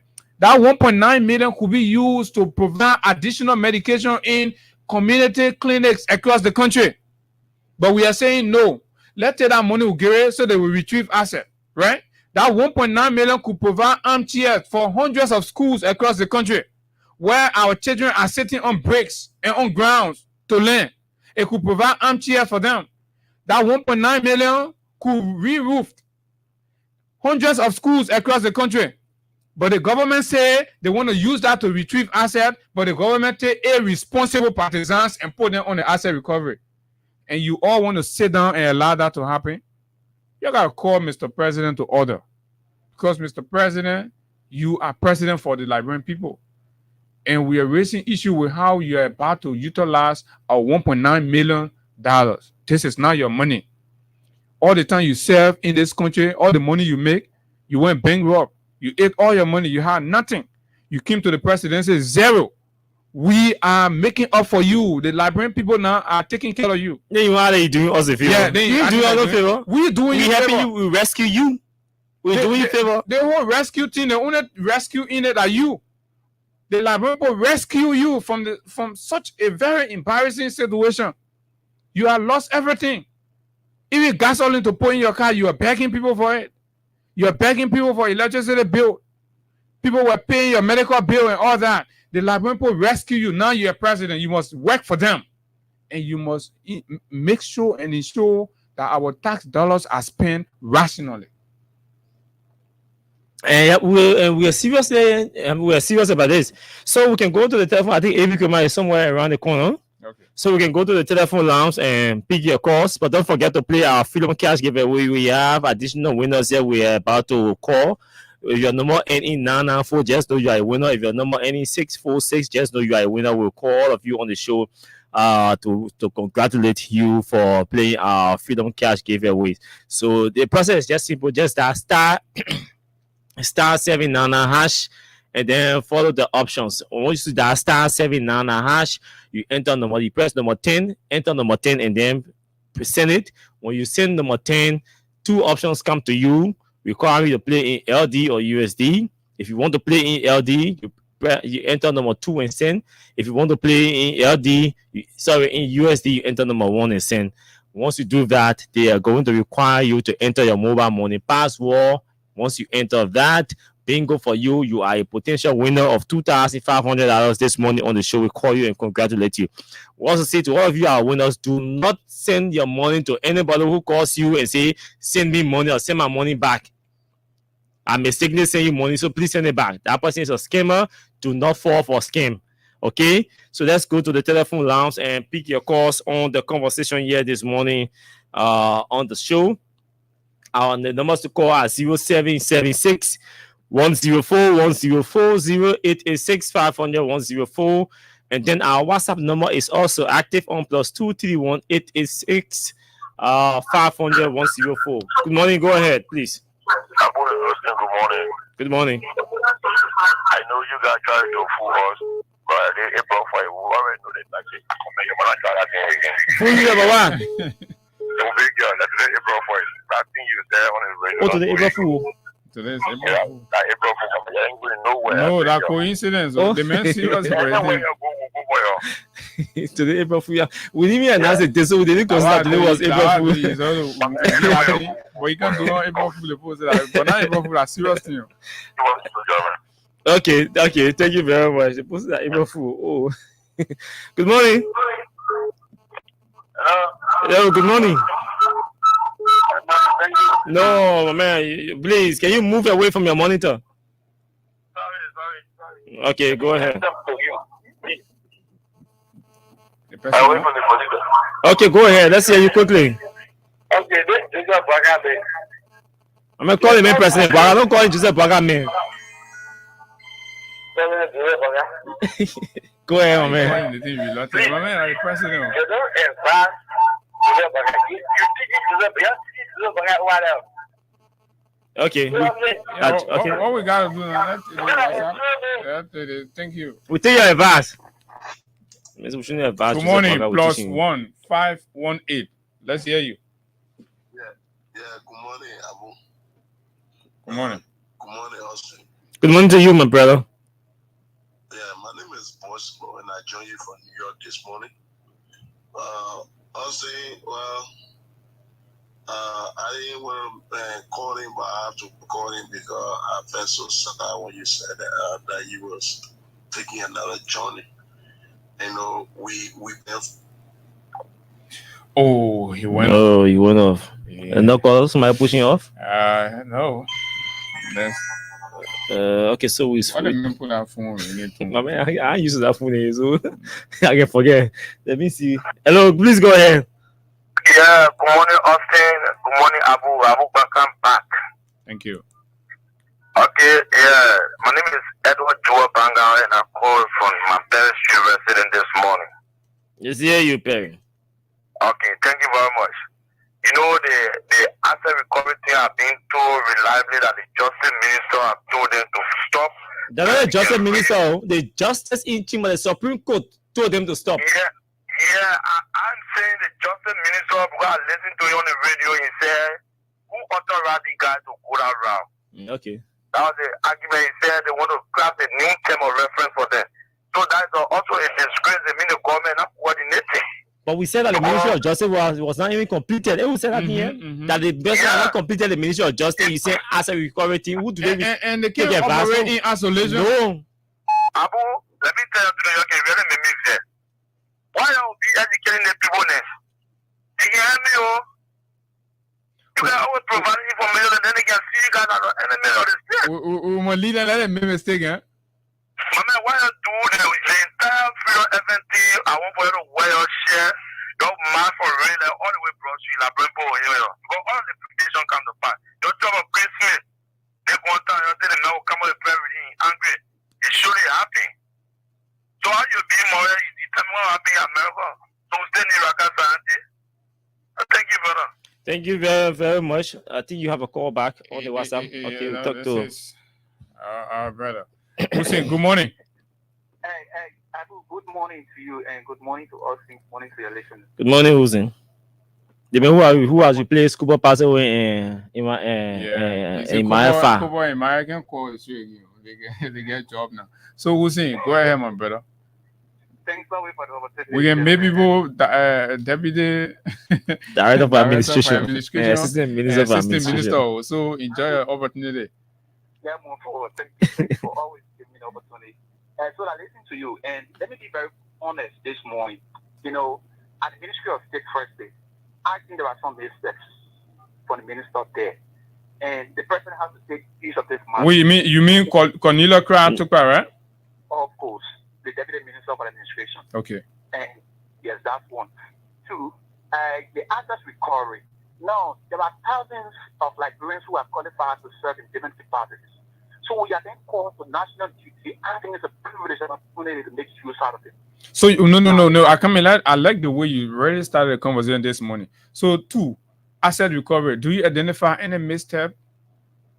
Of course, I think I'm trying to lay the premise. Okay, so the two issues you already identified misstep. You're a good partisan. So what your next one? Let me let my talk quickly. Go ahead, my brother. Yeah, on the asset recovery now. I think there are thousands of Liberians who are qualified to serve in different capacities. When you are called, it's a privilege and opportunity to serve. Now, Councillor Mountain is a landed lawyer, and they are then selected to head up at the team. For those court of officers, I think they come with personal feelings and emotions. No, you take that out of the national service. There are procedures, right? So if you think people store government assets, I think there are ways to go about. But when you bring it because you don't like Abu or Austin and you just want to go about taking on me, no, that is not what you are called first. You are then paid by the taxpayer money. So if you bring your personal feelings, you will not achieve what you want to achieve. I learned that the councillor will be appearing before the Supreme Court for the conference. I think they can resolve it and go about the right way. No, do not be personal feelings and emotion. So that's my thought, and I know we achieve as after recovery thing, but for now, I think that we made steps. Yeah, thank you. Hussein Kiawu, This is your best. we sending you for our cash after the show. We're sending you for our This is your most your most independent, objective, nationalistic for the first contribution time on the show since 2024 began. Hello, good morning. Yeah, good morning. Sorry, I went up. Yeah, go ahead. My name is Boston again. I joined you from New York. But I was saying, my man, I felt so sad this morning, man. But you know, we've been one family together for a long time. And it's so sad you'll be moving and on to another level. But however, we want to say we wish you success. We pray along with you and may God strengthen you and do your job best on the other side that you will be good. But you know, we always say to our people, these people doesn't mean well for Liberia. Also, you will not believe that people who campaigned against George Weah when they were sitting in high position in various ministry, now within the transport ministry, there's a lady by the name of Hannah who was the HR there. Mm-hmm. Also, you will not believe that they voted and ran campaign against George Weah because President Johnson told them to do. Guess what happened to her? She was removed when the new minister came there. Now she's sitting home and crying. Okay. The people that I'm telling you, it's serious. Now she no more HR there. Okay. So we thank God. We will be sitting and listening. Any evil you plan, it will come after you, and that's what happening to them. You will go sit there and look at somebody because you feel the person own vehicle. I'm not saying I sitting right here and saying I own more than 6 vehicles over there. Yeah, they will start going after you. They will come after you. Ima Gonga will come for your vehicle. Thank you, my brother. Let me take Man CC, the general. Good morning to you. Are you sounding silent also?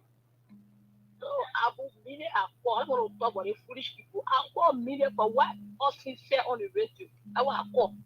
He touched our hope with the old man. He touched our hope to hear that he's living figure epic to go to another thing. That's what they're feeling bad this morning. They're feeling bad. Austin have been to play. Nobody, the man, must see the man will be around now. You know, life can take different life can take different shapes. Please, that's what I'm going to tell you, Austin. Who want to be with us? Now, what I call this one, I want to talk about the after recovery thing. I've got minutes to talk to Abu. If anything went wrong, let him go out there. We'll go to the station and plead with the station manager. All right. Just call Austin after the show. Y'all talk about that one, okay? Hello, good morning. Hello. Good morning. I'm Moses. I'm calling from 20. Go ahead. Man, Moses, how are you? Okay. Let's hear you. That political crime woman there, well, she knows she woman. And I stood at the when the children stop having. She's putting people down for CDC because they are citizens. She wanted them for the mansion. That is do well. They do what goes around with council. We'll fix it. The legal people will look into it. I'm told they're going to sit in this morning at the executive mansion, and I'm sure it's going to be resolved. You look at 700 plus human beings. Just small children and brave. Hello, good morning. Because you hold the blame is a small child. Yeah, good morning, Abu. Good morning. Thank you. This is Thomas and Savo in Apu from the country of our president, Labrador. You see Abu and Austin. Just a human Baka and a gang of playboys who we call asset recovery. They are not even to look around. Look at Martin Colley. If you ask Joseph Human Baka, why expecting Martin Colley carry on our committee? You're not even saying anything different. Please to say Emmanuel Conquest. But I can only put Emmanuel Conquest there because he knows these are the responsible people in this country. So for that, after recovery, now we say the CDC, no rat in the CDC will be subject to that after recovery. If we even hear any of the CDC official subject and said that we'll go for you, we are saying anything you want to give Joseph Human Program against us. We ourselves go for it. But any official in CDC to suggest him or herself to tell human backup blog asset recovery thing. Yeah, my man. Anyway, We are ourselves. All right, thank you, my brother. Even come out, go 15 minutes in your time. Like I said, eating your time. Oh. Hello, good morning. Yes, good morning. This is Charles Godson Kamenji. Hey, Charlie, what's up? This morning. Yeah, I'm cool. Thank you for the show this morning. Yeah. First of all, I like to look at a few issues. Go ahead. Team that might be constituted by the president. Now, first of all, when you are given a mandate or a directive to do something in the name of the government, you should understand that that is a service you are providing. That position is not, it does not make you a pedestal. You are a service station. So you should have it at the back of your mind that you are providing services to people and you are dealing with human beings. So you don't get out there and behave like gangsters. Secondly, you must be responsible and make background check, like you said. With all of discovery, you cannot do recovery. You must discover what are you going out there. What is it that you think is missing that we need to find? All of those things need to put in place. But this rush that people have that, the opposition is this mindset in like, we should try to, we should try to distance ourselves from this kind of mindset. Okay, thank you very much. Stay on the WhatsApp. Hello, good morning. Good morning.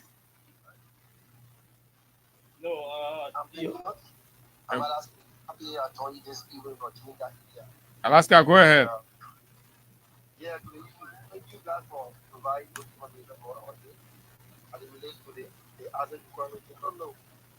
For example, the point of the highest advisor, they are still making a lot of errors, so we don't know what's going on.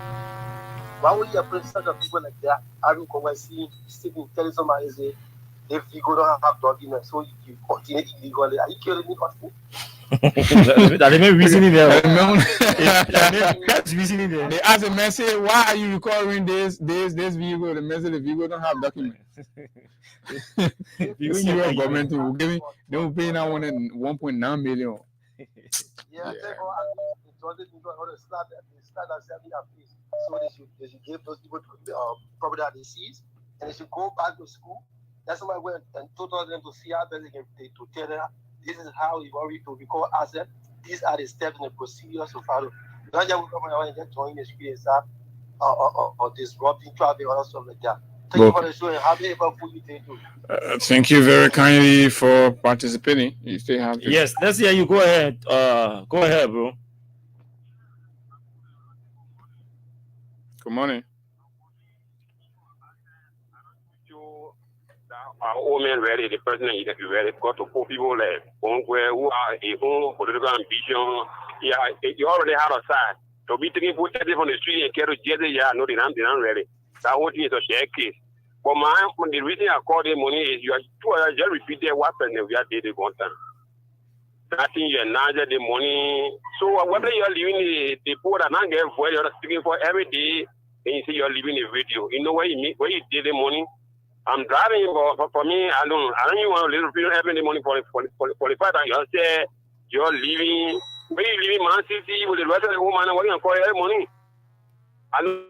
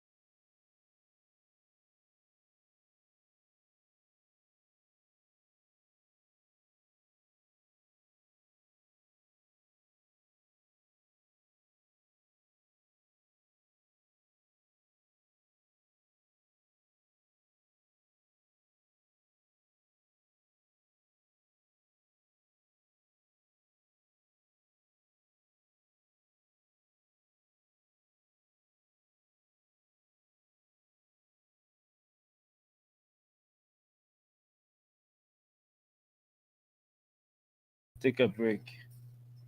We can't do anything from here, so we have to kind of breathe something from this side. So let's cue something. Let's take this break. We'll come back. We're gonna utilize the remaining minutes. We're gonna utilize the remaining minutes. So we're sorting out the winners from the cash giveaway, and then we'll come back. Yeah, we have time. Yes, we'll call you guys. Our clock on the wall says we'll have more than 30 minutes. So I think we'll get enough time to deal with our issue. Yeah. Okay. As you can see, these are the PSU men are going to disgrace all this money because they want to get place to allow these people. That's the reason why you see them. You hear? That's the reason why they're doing these things there. Because they want to get place to allow them. That's the reason why they're doing it. And then you see, as you can see, they are still everywhere here. You can see.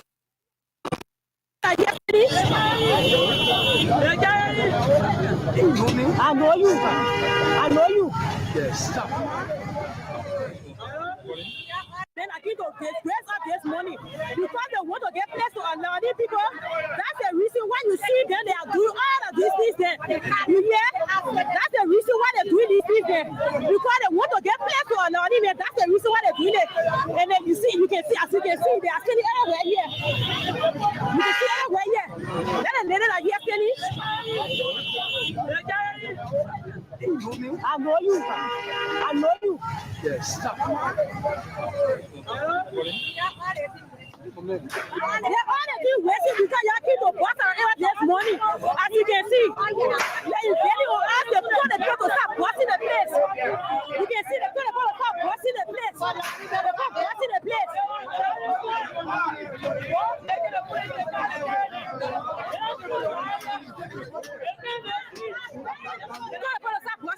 As you can see.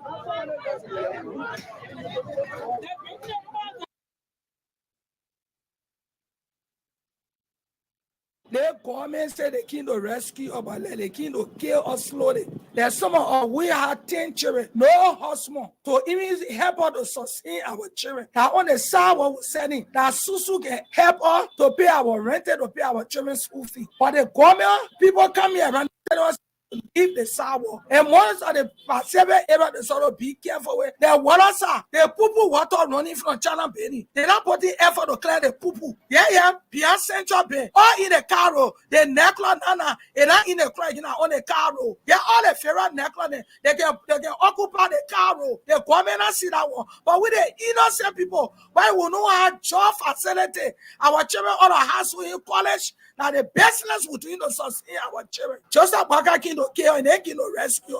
What I say we should vote for our children future. They don't want our children future. They can damage our children future. If they love the citizen and they don't want riot, police or soldier, nobody can stop us. Because now where we get our daily bread from? None of the men, they're not supporting children with a mother, with a husband, with everything in the home. There's some of us we're not educated at the business backing us. So I'm going to different.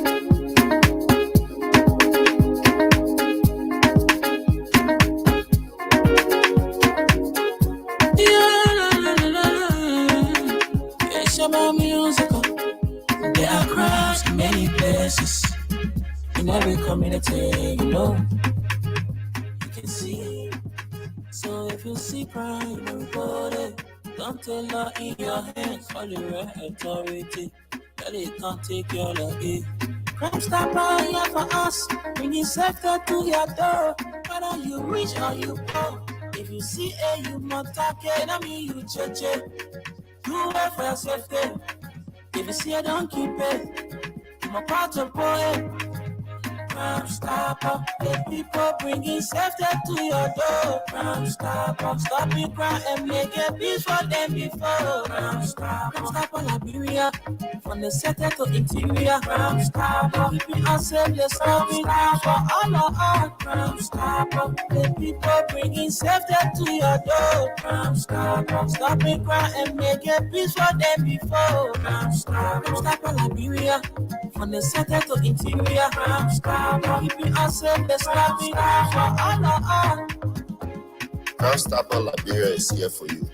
Remember, you see it, you report it. This is a message from your own self-Omen, Omen Sensaya.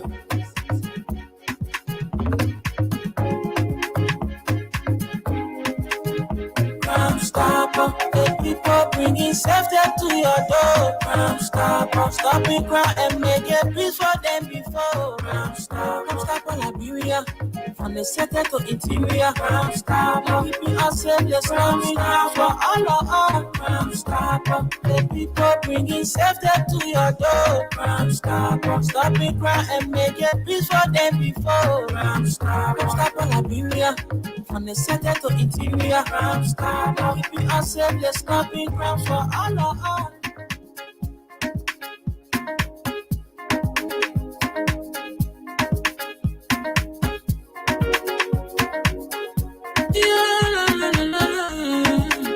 It's about music.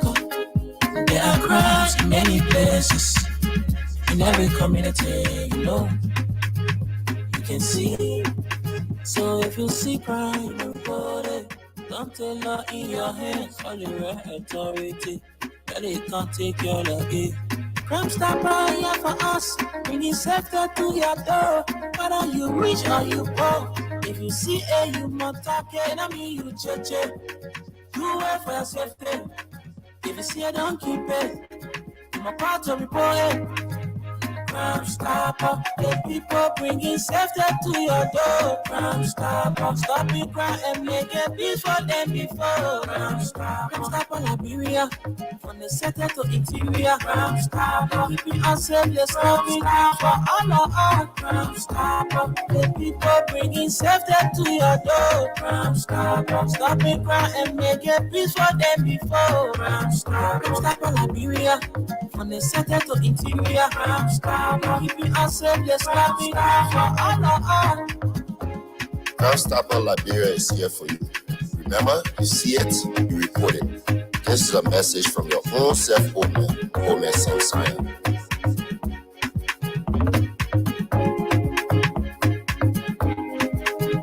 Crime Stopper, the people bringing safety to your door. Crime Stopper, stopping crime and making peace for them before. Crime Stopper, Liberia, from the center to interior. Crime Stopper, keeping us safe, let's coming down for all of us. Crime Stopper, the people bringing safety to your door. Crime Stopper, stopping crime and making peace for them before. Crime Stopper, Liberia, from the center to interior. Crime Stopper, keeping us safe, let's stopping crime for all of us.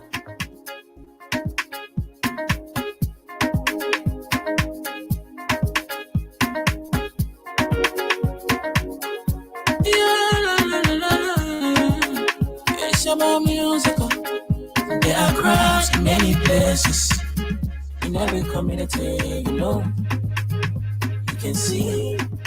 So if you see crime, report it. Don't take law in your hands, all the right authority. That they can't take your luggage. Crime Stopper here for us, bringing safety to your door. Whether you rich or you poor. Okay. So yes, we are back. We're back and back for good. So let's read you this release that came out. I think Front Page Africa published it. Involving they say the son belong, a son of Musa Hassan Beliti, blah blah blah blah blah, all kinds of things. So let's see what we can read you this article. We are taught to reserve it for AB Commando come, you know, and then we, as part of the thing, the issues he will be responding to. But since he did not come, let's pull out this Front Page Africa's article and read except of it and tell you and have a conversation of this about this whole job thing. And I'll read something that we forwarded to him a couple of I think weeks ago. Now the Front Page Africa published this article, and that was on the 29th of March. They said the Monrovia City Court at the Temple of Justice, headed by Magistrate Ben Bago, jailed the brother-in-law of a businessman. But the caption said, Representative Musa Beliti's son detained for being in possession of kuch and marijuana. But the details say headed by jailed the brother-in-law of a businessman. Abu, please. I thought you had the article. I want to talk to AB. Okay, so try to get Let me talk AB. to... What I get the the article. And also, what you might call it, the representative did issue a statement, which we will read, and then at the end of it, we will definitely zero in on our initial views. We have given the LDEA authority the space to see what they do and how they do with regard the handling of illicit drug in our country, drug peddling and all that. So it has been sufficient time so we can form our initial opinion on everything that's happening in the country, ranging from the Japan arrest situation and what has happened with that. We too have heard a lot of things. And it was interesting to know that there are these deep-seated conspiracies, and if you may, conniving stories beyond all these things. So the whole fight, that's why we wanted AB to be here and give him the opportunity to address himself to some of these things, because you know what? This subject about drugs abuse in the country affects everybody. So we too are not going to sit here. We too are not going to sit here and allow people, do politics, and do politics with this, right? We too are not going to sit here and do politics with it. So that's exactly what it is and where we are this morning. So now, let me read what the Front Page Africa published. Let me read for you what the Front Page Africa published so that we all get a feed of it. Okay, so let me go quickly to this. So the Monrovia City Court at the Temple of Justice, headed by Magistrate Ben Bako, jailed the brother-in-law of a businessman who is now a representative of Nimba County District Number 7 on Thursday, March 28, 2024. He is popularly known to be the son of Representative Birede. So, fine. In actuality, he is his brother-in-law. Sometimes you get some in-law, then you take them like a son or like a brother and all that. So that's what this is. The defendant, Pech H. Birede, was charged by the Liberia Drug Enforcement Agency with unlicensed possession, sale, and distribution of controlled drugs or substances and forwarded to court. So what it means for our ordinary people is this brother-in-law or son of Representative Musa Birede was arrested by the LDEA, charged for what? His possession of unlicensed or his unlicensed possession and sale and distribution of what? Illicit drugs or substances, and then they sent him to court. According to the LDEA charge sheet, predicated upon the complaint by and through the Liberia Drugs Enforcement Agency, by and through the Liberia Drugs Enforcement Agency, Republic of Liberia, on March 24, 2024 at 11:26 p.m., and based upon intelligence, defendant Pech H. Birede, age 36, and a Liberian, was apprehended on Miami Beach and seized from him were 21.4 grams of kuch and 500 grams of marijuana.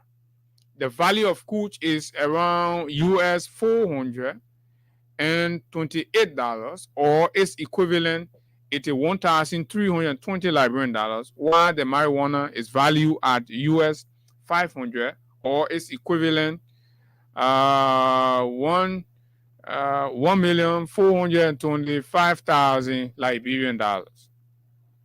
Following his arrest, no, the Liberian dollar conversion can be 500 USD, can be the 1 euro. So something wrong somewhere. Following his arrest on Miami Beach, he was turned over to the investigation section for an in-depth probe. According to prior conduct of the investigation, he was informed of his constitutional blah blah blah During the preliminary investigation conducted with the accused to establish his link with the commission of the crime, he admitted that he was arrested while smoking a narcotic substance, marijuana, publicly on the beach. Wow. I mean, bro. Furthermore, during the period under review, the investigation discovered that the marijuana and coach found in his vehicle were being used without a doctor prescription, thereby violating section 14.85 and 14.89 of the new amended drug law of the Republic of Liberia. In view of the foregoing, and coupled with physical evidence in the possession of the investigation, defendant Patch H. Billy is hereby charged with unlicensed possession, sale, and distribution of controlled drugs or substance. That concludes the article. So let's hear what his father or his brother-in-law, which subsequently we will know, Musa Hassan Belete, had to say. Let's just read. He posted in the wake of all that on his social media handle. So let's read that for you and see. I think it's a family release. Say, for immediate release, Monrovia, Liberia, today, the Liberia Drugs Enforcement Agency delivered the distressing news that our son, Patch Belede, has been apprehended on charges related to illicit narcotics and firearms. Our family, like countless others in Liberia, has not been spared from the devastating consequences of having loved ones entangled in the web of illegal drugs. We are all too familiar with the perils and difficulties that arise from the presence of illicit substances and weapons in our society. As parents, the anguish we have endured in our quest for solution is beyond words. We hold an unwavering and unconditional love for our son, and his arrest today only deepens the pain we have carried far too long. Nevertheless, he is an adult who must face the consequences of his actions and choices. This issue continues to afflict our nation, and we must make every effort to safeguard the future of our youth. We place our trust in the justice system to conduct a thorough investigation and hold all those involved accountable. Our prayers go out to the victims, families, and loved ones who have been affected by this toxic plague infiltrating our communities. Honorable and Mrs. Musa H. Belete. So there you have it, folks. So this matter of drugs is from the top. And the latest case involved Nimba County District 7 lawmaker Musa Belete and his son. He has been arrested for the court, and the court have found him guilty for illegal possession of banned substance or substances in our country. And under the new drug law, is an unbeatable offense, right? Sure. So I stand to be corrected, but the young man should be behind bars now. I saw an article that popped up a couple of hours ago. That was over yesterday, and as it spoke to, it was captioned "release on bail." Release on bail. But I can't confirm that because I tried searching for the article now. I can see the article. Good. So probably it could be speculation because if I seen the article, we were maybe somebody asking question or stuff. So I don't want to say that, but I don't know what they had, but the article did not conclude in written my front page. I forgot. These are the reasons why we even wanted Ivy to come because this is a high profile case. Thank you. So we want to know the status of this one. Then it can inform all of us on what the LDEA or the authority is doing in cases where people are caught with contrabands. I don't know whether Marcus Ghibli is still head of communication at the LDEA. Marcus is still there. So let's see. So when we know the fate of Patch Belete with relation to what the law says, sure. Because the new law says is a non-bailable offense. So if the man has gone to court and he has proven that, oh yeah, he's guilty of it, I mean, under the new law, they man supposed to be in jail. And then, man, we ain't supposed to see him outside again on account of bail. No. Because on the gravity of the offense, he does not qualify for bail. So the man should be there. So if we know that this man is there, then we will say other small cases that are happening, the people are in jail too or they're wherever. So that is with the patch on. Beyond the patch on, there is also the notorious Japan man situation. Since the LDEA, we saw that fateful afternoon in an effort, they went there, they ransacked the main place, and we are told they did not have any court warrant. They did not serve any notice or whatever, and then whether search and seizure, whatever you have to, because there's a country of law now. But however, they went arbitrarily, they did what they did. So we also wanted to know the status of that. Do we have? Yes, sure. So we have the head of communications at the Liberia Drug Enforcement Agency. Good morning to you, Ghibli. How are you this morning? Ghibli, are you there? Ghibli, good morning.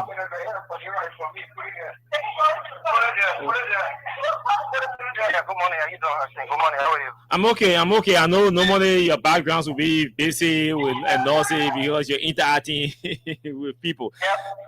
But now this situation about the arrest of Peach, I think Peach or Patch, yeah, Peach ability. First thing is it established that he was released on bail, as being reported? Thankfully, you said as being reported. Unfortunately, we are not aware of that. As a matter of fact, we have a current drug law that is not bailable, and whatever the situation of a drug offense is, at the level of the court, the determination is clear. It's not like where initially we had a bailable offense, so people could take advantage. But this one we have now is not bailable. So when you go to the court, maybe when the LDEA does their part and send it to the court has a certain responsibility to act in conformity with the law. So I'm quite sure that Peach Ability, who was arrested, investigated, and sent to court by the LDEA, is still within the purview of the court, or better still, he must have been on a pretrial detention at the South Beach prison. Now, Chief, was he the only person arrested on Miami Beach? No, he wasn't the only person. There were other suspects who equally attacked the LDEA officers that staged the arrest. But unfortunately for his part, he was arrested, and upon his arrest, he was arrested also with his vehicle. And the vehicle was searched, and within the vehicle we found several contrabands, including firearms and of course some drug substances, for which he was charged and forwarded to court. And where are the others who were arrested? The others that were arrested along with him, they also undergo investigations. For their part, their arrest is squarely based on obstructing law enforcement and, of course, attack against law enforcement officers while effectuating national duty. Okay, how many persons are we talking about? We're talking about 3 persons, along with him, make them 4.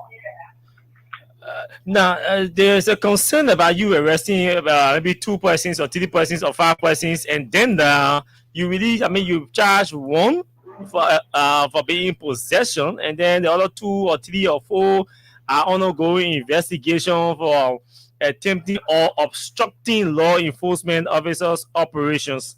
Someone is trying to rationalize the fact that 1 person could be in possession, illegal possession of drugs. Don't you think the other 3 could be accompanying the 1 person who was arrested? Why release all of them without investigation? So you put it just right. The law does not discriminate. And secondly, crimes are not transferable. So if one commits a crime, that person is held for the crime he or she committed.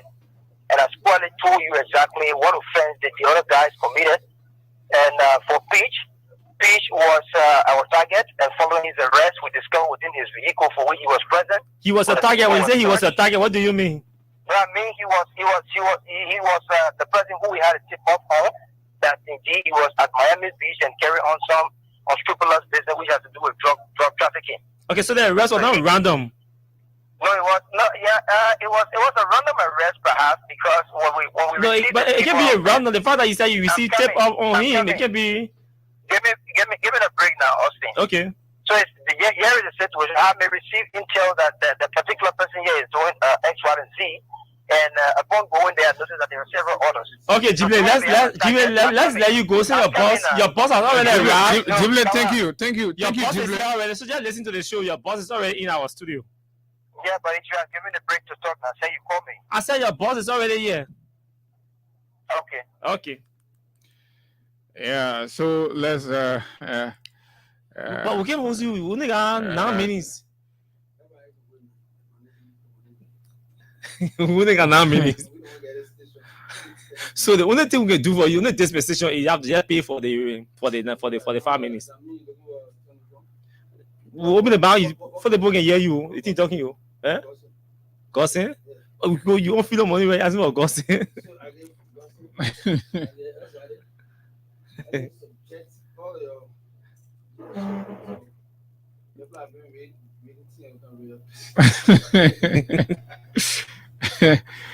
Anyway, so but you're late. Director. The deputy director. I will be going to consult with him on this. You are. Yeah. We have commercial commitments, all the kind of things. So if we have to do, you have to pay for the time. So.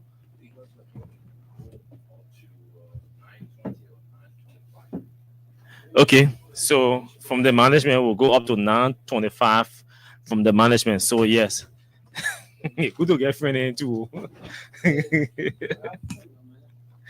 Okay, so but what happened to the microphone? Is too low. Yes. No, he's not on yet. Oh, okay. Yeah, you're on.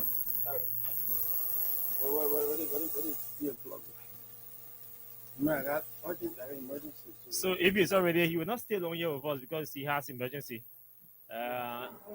So let's welcome him. Let's welcome him to the microphone. Thanks for joining us. Anyway. Thank you very much. And because of my respect for you guys and respect.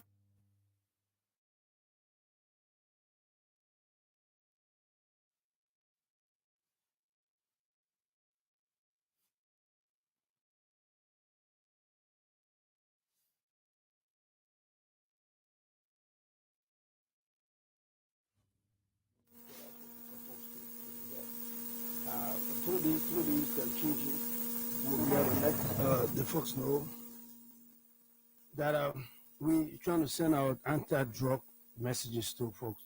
I've been in schools, I've been in churches, I've been in the masjid. So our quest is to get the folks to know that the issue of drugs is a serious emergency in our country, and people will have to guide themselves. How serious it is? Very serious, to the point where 1 million of the 5 million people on drugs in Liberia. That's serious. Now, this is how I like to start the conversation with you. At the time you were not at the LDEA, there was this 100 million drug burst that surfaced, and the public is still displeased because I'm saying displeased, or the public still looks displeased over the manner of in which that case or that matter was handled. What is the office considering? Regarding that matter.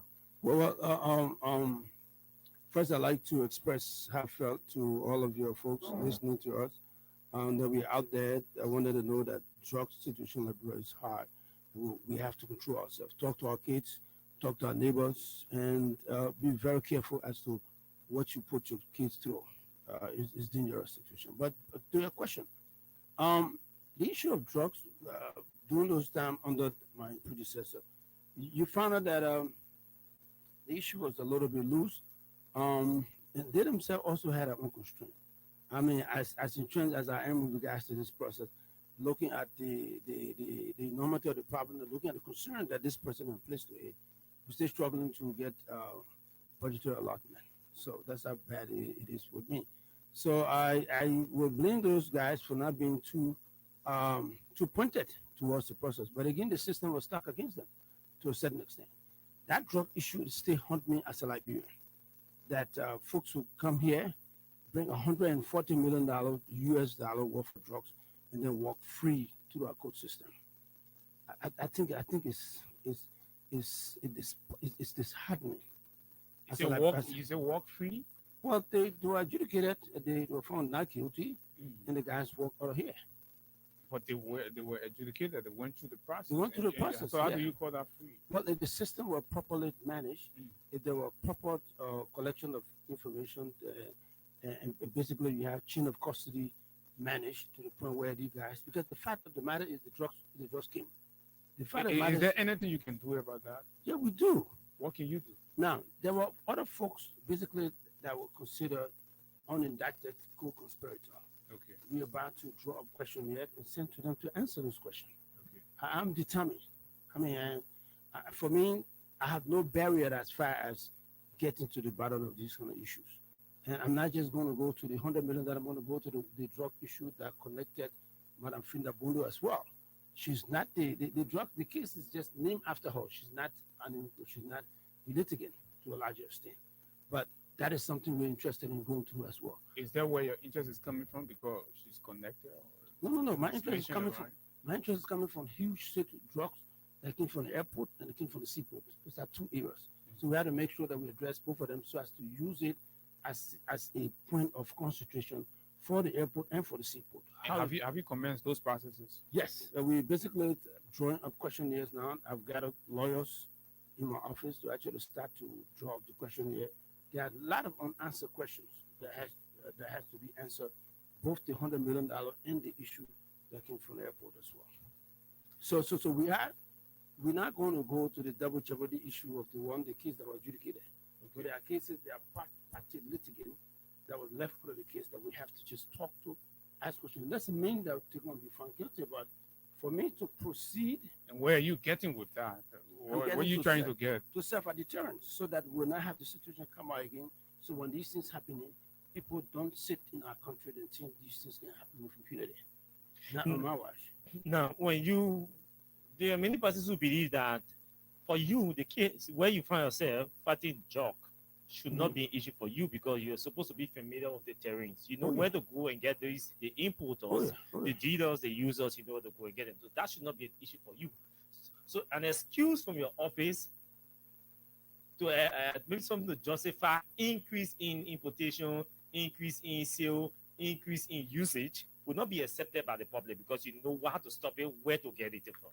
Now the issue, really? yes. So the issue will be. So do you agree that you know where to get it? No, it doesn't work that way. No, you are well. Listen. No, here's the question. The question is guys. you just throw in one of those right there. No. The question what Liberians will be interested in knowing is Amy Kuma being provided the technical and logistical support to do the work to get it done. Where? You don't need logistical support? Of course I need You don't need technical support. I need that. That's what we're going to join you to advocate for. Thank you. Are you advocating? You don't have it yet? I don't have it. Why? That's $1 million question that we have to pose to government. But basically, to the credit of government, and basically what you're saying, I have my own experience, I have my own understanding, I have my own education, I have my own time on the street, both in the classroom and in the offices. I've been around for a little while, and basically maybe that's why Omer Barker said, "Oh, listen, when you're a man, I know you've been a policeman all your life, but you understand these things. I'll put the whole DA in your hands. Manage it the best way possible, you know." And that's why since I came out, not much rush has been placed in getting me the funding that I need to do it, and I've been delivering. You can attest to that. That the DA. What have you delivered? You say they've not given you any support, no logistics yet. We have no resources, and you. So what have you been delivered? We've been arresting drug peddlers. We've been arresting traffickers. We've been addressing the local situation. Where are you getting money from to fund those operations? Exactly. Well, those information are funded by our own personal arrangement. By ourselves. Are you supposed to be paid? No, listen. I'm not government paying. service. But when what you say I'm personal, government my name is Abi Kuba. Yeah. So I can address certain issues that government cannot. I don't need money. The things that I don't need money to do. No, but those are government operations. We are trouble if you be using your own personal money to fund them. What I'm just telling you, you're not allowing me to finish, bro. Go ahead. I said every time we basically allocated ourselves, we had the part of the work that need funding, that need money. They're there. We have to talk to the folks in Ivory Coast, talk to the folks. We have to establish a contact in the Ivory Coast. We have to establish a contact in Sierra Leone, establish a contact in Guinea where the tramadol comes from, in Sierra Leone where the coach is coming from, and Ivory Coast where Africa and Nigeria where the cocaine and the heroin is coming from. So those are places you have to now have an eye in. Okay.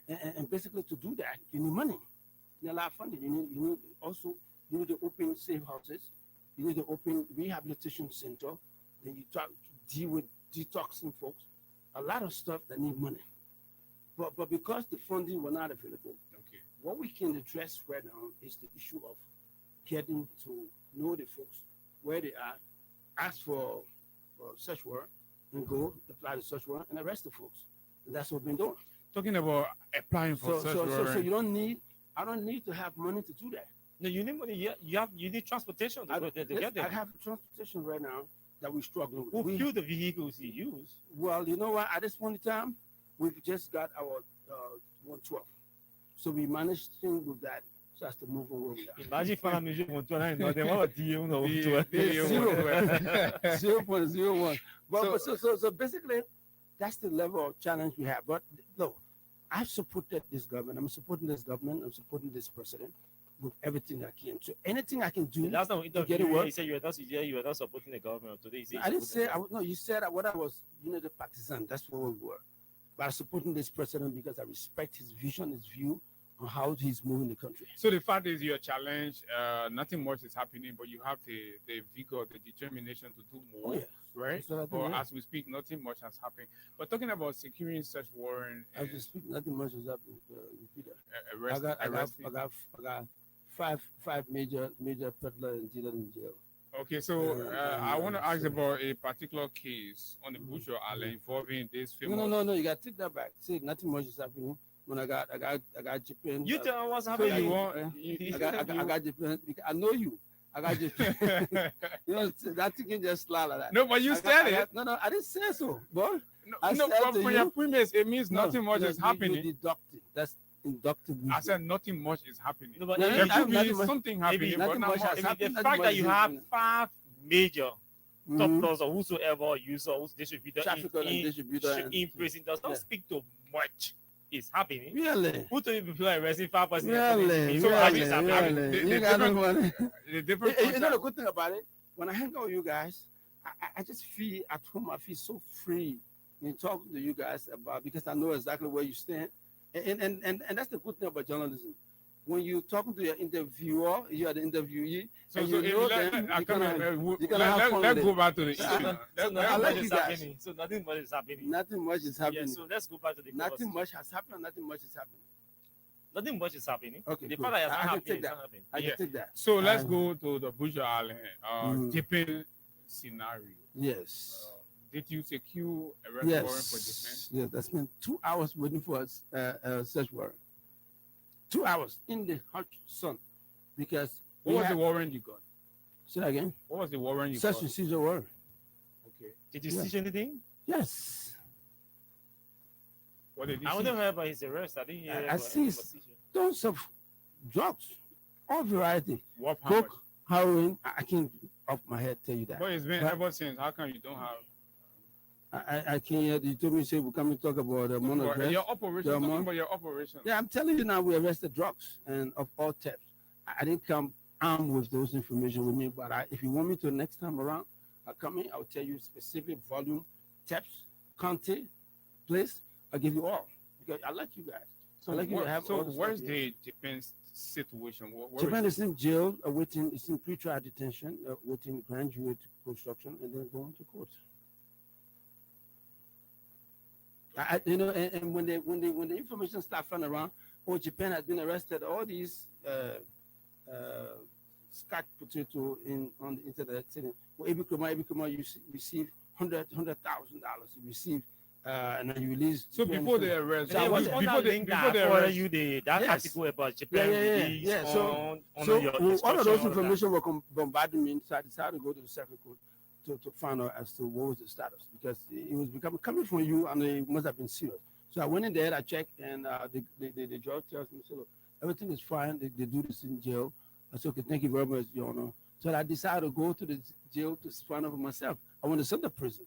I asked the superintendent I needed to see I don't want to talk to him because the man is on preacher. I just want to see him. And they said, well, he's there. He should come outside.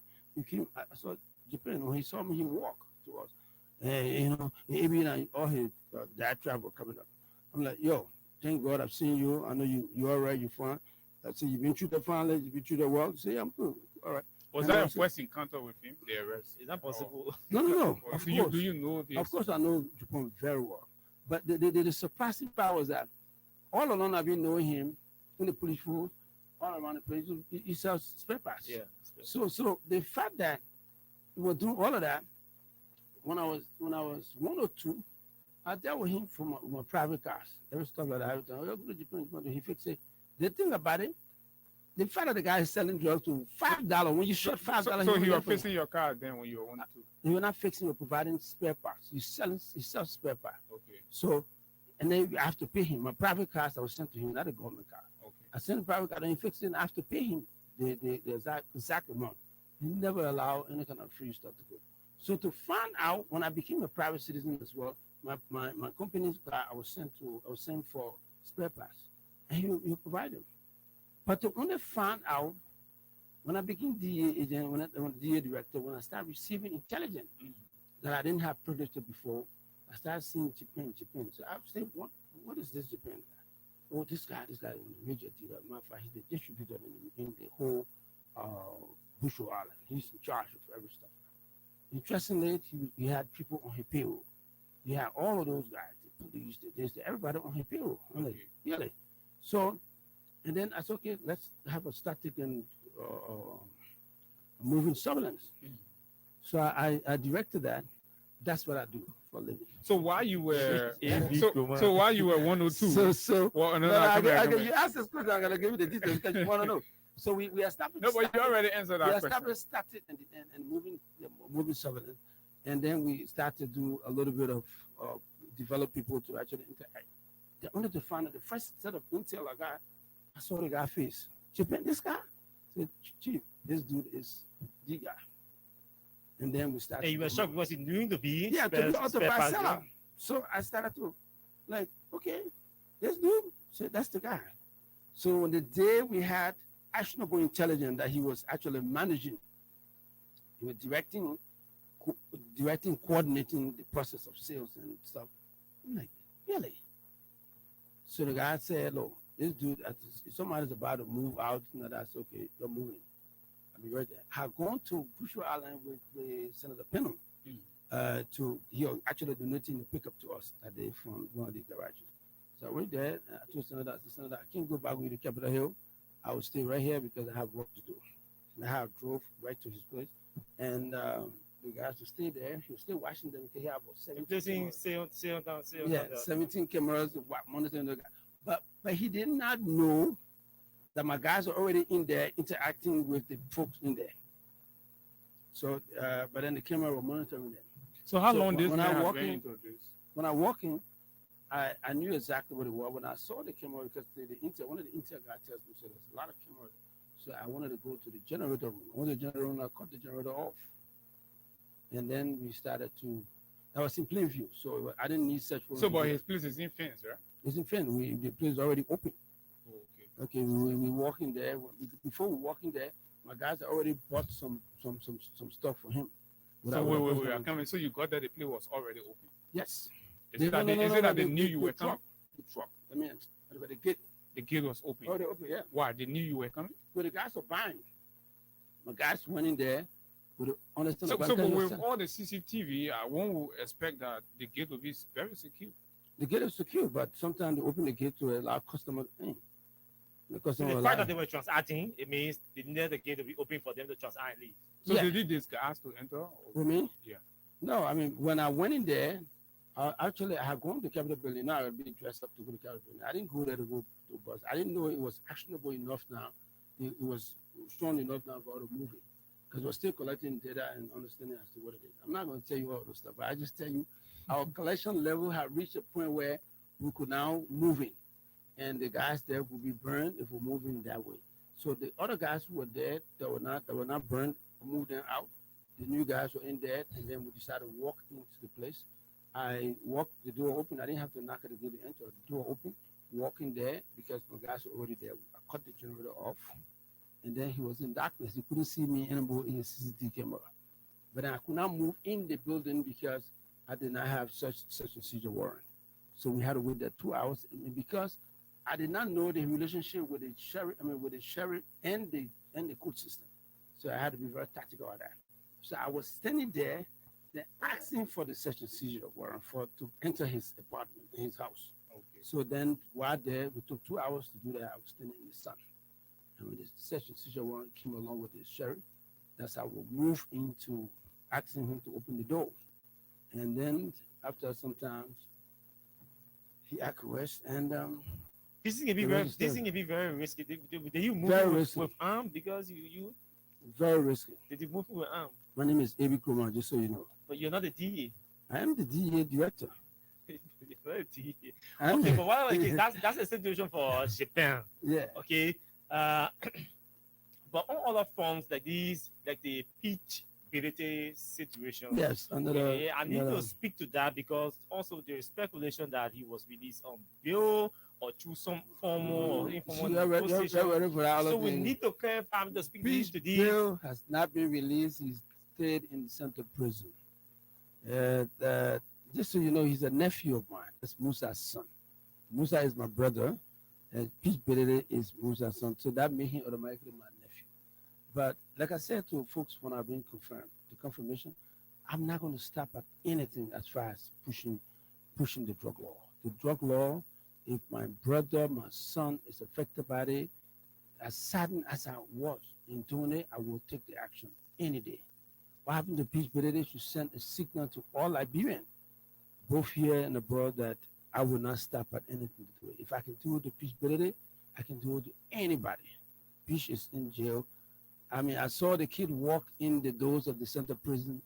I felt miserable, but that's the law.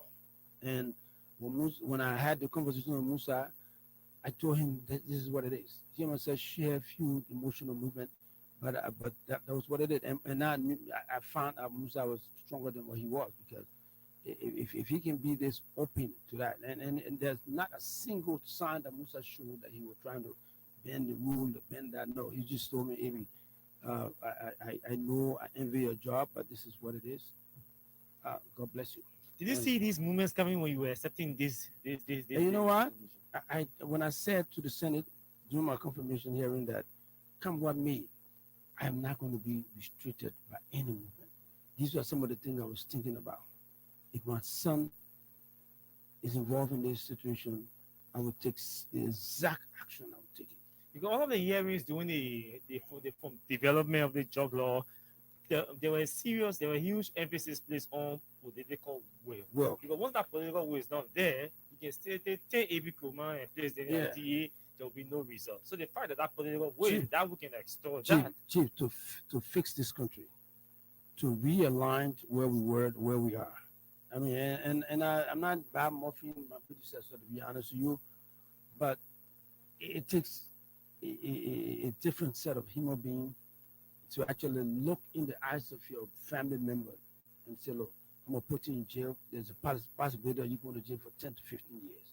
And take that decision without looking back. And to take a father like Musa to say, look, take it. I don't know what you're doing. This is your job, and I have nothing to contribute towards it but letting you to do your job. And it's not that there was an inclination that, oh no, I'm going to have some kind of sympathy because it's Musa. It wasn't there. I just found it appealing. Now I'm becoming emotional about it. I just found it appealing to see a father look at the child and say, look, the Lord will take his course. And to see a relative to say, look, I am going to press the law to the best of my ability. And that's what made me who I am. I'm a professional police officer. Now, there are two cases. There are two terrains that I'd like you to speak to. You started by speaking to the kids, the kids in school, which is very important because this Super Friday thing, when you go to the different beaches, you see these kids on the beaches in broad daylight. Chief, wait till I get all my funding. Wait till I get at least half of my funding. The issue of the Good Friday, if I found one drug in all those gatherings, Arkansas is close. So now, see, I want you to Watch me. As a situation of Helsinki Azulu, 1 minute, as a situation of representative, former representative Helsinki Azulu son been brought before you. I'm sure the gun aspect is should be before the police, but we're told that they have gun, they have found a gun and coach in the bag on campus. I will arrest him. And I think the gun aspect should be before the police for investigation. If you found with drugs, my brother, if you found with drugs, listen, I will arrest him and I will put him before a magistrate court or then be transferred to the circuit court. Trust me. You got to trust me now. Listen, if I can put a guy like fish behind bars, anybody that can Zulu, Man Zulu, Pa Zulu, they will go to jail. Trust significance. You spoke about the significance of political will. So I want you to define what political will be in this case. What do you define political will as? In this case, political will, basically, a guy like Musa, with all of the authority he has. Musa is chairman of the security committee, House Committee on Security. He's a big man. He has the willpower. He can stop me, but he has the willpower to will things around. But if you have people like Musa telling you, look, I'm not interfering, you got our support to enforce the law, that's the willpower you have. And mind you, I also have the president's consideration for this. The president has given us his support in a way, shape, or form that whoever that find himself in this, anybody, including my own children, if they find them in violation of the drug law, arrest them. That's the political will. And that's what Musa exhibited, and that's what the president has promised to exhibit. Translating that political will into support mechanism. That is where we find ourselves now. And Musa has also proven, the president has proven to me, has shown me that he's going from here, I'm going to have the opportunity to go see him as well.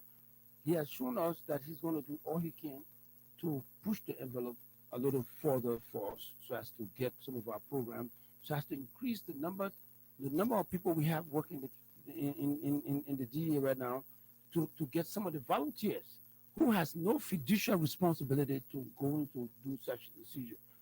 Okay.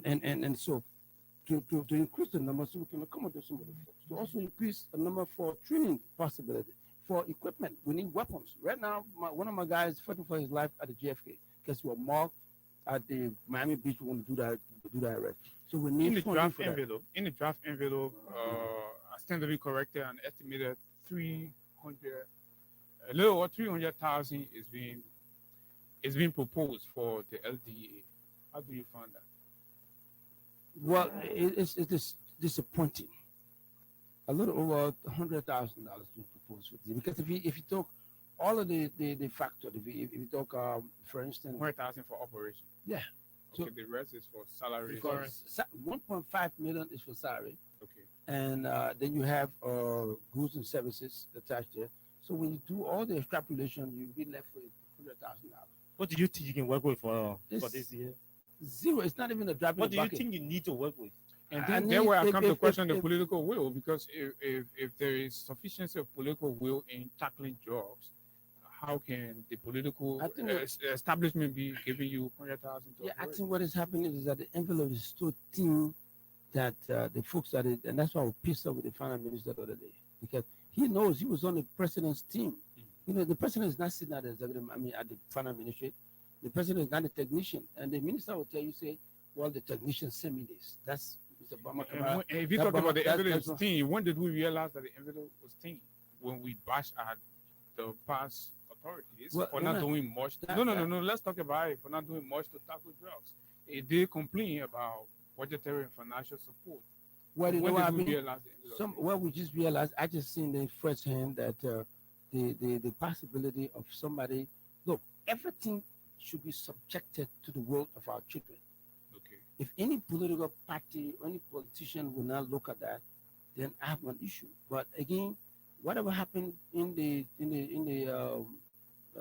we as government, I didn't work for Mr. Weir. No, it was said that they did not do much in tackling drugs. Well, and so the people of Liberia. The evidence to that is that you have 1 million of our citizens on drugs right now. So that is evidence. That's evidence based. Did all 1 million got on drugs in the 6-year period? Well, I don't have that stats. Okay, with me, then you but should try to get that. okay, but at the end of the day, you do that. You do your homework. No, you are cleaning. No, at this So level, you no, should it's try to there. get You want me to bring it to you? I'll tell you what is the Yes, level. it's important we know the Okay, source so of the the question- of the the question survey. survey, did all of them- UNF, at the end of the day, what we find ourselves right now, the stats and the balance sheet for the amount of people that are on drugs now is 1 million. Wherever they generated from, that's something we have to research to give you further detail of that research. But where am I right now? I'm not going to allow that to continue under my watch. I will hold the government feet to fire. I will hold them. I will press them to the point where they will understand that I have children, I have kids, I have family members who will have the similar situation as well. So we are going to go all out. I'm not sitting down. What do you need in cents in dollars to be able to effectively do this job? All right. This is what I did. This is what I formulated. Because of the enormity of the problem, because of the amount, the gravity of the problem, I did a very casting of where we are. I look at mobility. I look at weaponry. I look at the recruitment of the increment of the numbers of people that should be distributed along the 42,000 square miles. I look at the places that will shoot these drugs are coming from. What should be done to do that? I'm a trained intelligence officer. I look at Sierra Leone, where the cooch is believed to be coming from. I look at Guinea, where the tramadol is believed to be coming from. I look at the Ivory Coast in Nigeria, where all of the hard drugs are coming from. So we look at all of that and generated an intelligent arrangement to actually consume that. Then we look at vehicle. We have mobility in the countries, in all the places. We look at the renting of our office. The office we're sitting there is a dump site. I mean, I can't sit in the office for more than 20 minutes. And you need to put the generator on to keep the glasses up. But when you come outside, the fume that you smell, you're not gonna what you call it. And I'm not gonna get sick because somebody there. So you might not find me in there. Once in a while, I go there, arrange for people to sign. I'm very sympathetic to the guys sitting in that place. Very, very much. The guys that are sitting to the gate, monitoring people, I don't want to keep them there one day. So I've been begging to see if I can move them. I need special dispensation to move them out to another place. We're getting closer to that because we got competing priorities, considering the fact that where we find ourselves. So I put up a budget of $26 million. Now, $26 million basically will give you, and I said the $26 million will be expended in the medium-term framework. Okay. So basically, it's not that you're taking $26 million from government budget. So it's suspended in government framework. Remember, the police school I went to, they gave me a chance to learn how to do. They gave me a chance to learn how to do small management and accounting. I learned that from the University of Liberia, just so you know. Okay. So at the end of the day, so when that was provided to the finance ministry, provided to the mansion, provided to the administration, and provided to the hospital. Now, I have the strong understanding that the folks at the finance ministry, this is where my aggravation is coming from. The folks at the finance ministry will look at it and say, look, you know what? Let's tip this. So I told them, I said, look, I'm going to go to Qatar. I'm going to go all around the world in search of these things, serve the president's world. This is what the president, we have a national emergency. So they will help. But I can take $2 million to Qatar, take plane, get on the plane, go to Qatar, tell the people, yeah, what is the national budget for drugs? Oh, no, I got $2 million. So the plane ticket from here to that place, from there, back and forth, hotel, all the things. When I deducted for that money, we're going to hang away. So the people think I'm not serious. So I asked them, lock this into your budgetary arrangement. You can have shortfalls so you guys will come and denigrate it later on. But at the end of the day, we will have this as our seriousness. So the folks will know this. Okay, so at least when we have that, we can take that as something to. Yeah, we can take that to the world to tell them, look, this is what we got. We got $26 million, even though you gave me only maybe $10 million. So even if we were experiencing budget shortfall, but let's. You can make judgment. Let it be there. At the end of the day, you do the medium-term framework. So at the end of the day, when I take that with me, I will get that. So you now in your national allotment, you can give me say, look, we give you $7 million, we give you $10 million. So the 2 or 5 million or 7 could reflect domestic support. And then external support will be reflected. So if it does not come, it's still got exactly. But there's no effect on the envelope. Yeah. So when you have that, then you lock this down to where you are. So at the end of the day, when you start now to implement this program, you cannot do at that level, and then you can now say, okay. But if you ask me right now what you need now, without looking at all the lavish and the wide situation that need to fight drug. And when I said to fight drug, I mean those are the holistic approach I was taking. That was formulated that balance. Because some of the men look at the capacity of the DEA. Some of the men are not. Some of them are not trained. Some of them are not some are even DEA. age. They are not age. exactly. You have to So retire them. what I'm doing right now, Chief, I'm going through the personal listing, the composition of the folks. I'm organizing a drug enforcement tactical unit. I'm organizing an intelligence unit, organizing different units that will basically not warrant all of what we have, but for now, this is what you have, then you come to streamline it to reflect. In other countries, and where you come from, they have uncovered narcotics. Exactly. So we don't want for all. We still talking capacity. So that's okay. The intelligence could represent that, right? Yes, that Okay. basically DA is an intelligence-driven organization. You need a force, you need the guys in uniform once in a while. In some places, organize that the drug tactical unit. They are there, but basically, most of our work is undercover work that we do.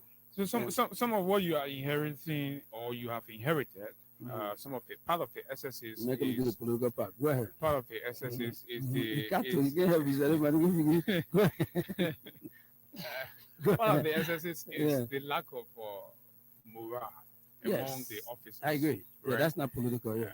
That's been heavily rested on low incentives for Yes. them. They've been complaining, and there have been different conversations about how, in fact, that is used as a basis to compromise them. Exactly. And you committed at your hearing $400 per guy. $400 per Yeah, per that's guy. still my stand. So And- where are we? Yeah. Okay. So Okay. so basically, one of the reasons that took us to that level, that money I've Because you have to distributed- pay the people that money. I have to pay to put that money, and these guys are dealing with millions of dollars worth of drugs that they're arresting.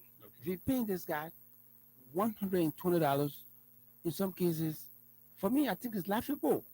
You and myself, 3 hours sit down here in Royal, you can spend $120 for No, lunch. you can spend that. Yeah. So I can go down right you here. go down here. I don't go down there. Level has to be commensurate with the status. That's something you know. But at the end of the day, that's something that we do not expect that will happen because you can't compromise. This is the country's security arm. This is a country that is responsible to keep drugs off. And you're paying the guys who's supposed to be fighting drugs out there, you're paying them $120. What level of incentive you giving them to pay them $100? You're not there. You're subjecting them to compromise. Compromise. You can't do that. And that's how the issue of recycling. I don't That's know why, what that's why it came about. And I'm waiting to see the final analysis of this particular budget. Then I know that politicians, the guys in the House and the Senate, then I know exactly what the willpower they have. At the end of the Okay, day, so now we come back to the same willpower. at the end of the day, not a political power, they don't have willpower. Though. Yeah? You want to argue that? So which one you want to talk? No. So you want to talk about political no, power? You can't debate that. I give you my word. Okay, You want- so there's an absence of political power. No, I said willpower. There's an absence of willpower. The willpower. You know, AB Love will be You distracted. want He open- won't you get want down. open- you want open classroom? You want open classroom from We here still with that? debate next time. Political willpower and political power. Willpower, political power. But at the end of the day, though, I'm with the strong conviction that the guys in the House of Representatives, one guy who's a champion in that place, and interestingly, is a quiet champion, is Edwin Mary Snow. That dude is so focused in making sure he doesn't move a lot, he doesn't say a lot, but you see him talking things like he's joking. But he has a serious nationalistic mindset. Honest to God, I have to say, they do this set square on what he wants to do as far as the national politics is concerned.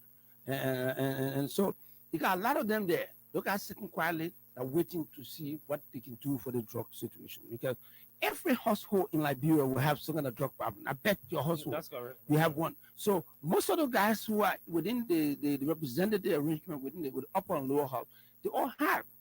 I mean, I've heard a few other folks, but this guy, majority of them will have that kind of situation, and so they are willing to help. So I want to see the final analysis of this budget and what will be a portion to the DA. It's not me now. It's their constituent that will be benefiting from this process. So I want to see what it is. Because if you don't do that, you have rehabilitation, the case on the street there. Now, Ministry of Health is actually heading the President Task Force. But within the DEA structure, there is a rehabilitation structure there that we are by law responsible to rehabilitate folks that are done. There are two other issues that I need to just speak to, then we can close the chapter on this thing because 30 minutes will soon expire. Yeah. Now, one is the issue of these ghettos, really the ghettos. Yes. I don't know whether you've started or if you started, how So, far are you with so that? what I have told my And the deputy second for issue operation, is, I just received a text. I heard it, even though I heard it before, but I just received a text that you have issue with one of your deputies. No, I don't. So you need to stand down. I told you to stand down. That's why. Yeah. No, listen. What's the matter with you and your deputy? No, nothing more. I suggested. I brought Mr. Fadiga. Mr. Fadiga to the limelight. Yeah, I introduced him. I chose him to be my deputy because I know he got skills that I can utilize for the country. So, and the thing about it, the director of the DEA has the authority, like anywhere else, have the authority to set the agenda for that particular institution. The two deputies are complementing partner. They come to take marching order to a large extent based upon the term of reference they have. Okay, you can get all the term of reference. Is the head of the department who has the superior respondent, who takes charge, who takes the blame, who actually carry on the authority of the president. Basically, you have to subjugate yourself to that. The whims. He refused to do that? No, he did not. That's why that's why it's bothering. But why you asking to stand down? I didn't ask him to stand down. I just told him, like anybody else, I said, everything that goes out and in there, everything that leaves the department has to come through my window. Everything that happened there, because if she hit the fence, it's going to be every criminal's head on the line. And I told them, that sounded authoritative. I am authoritative, of course.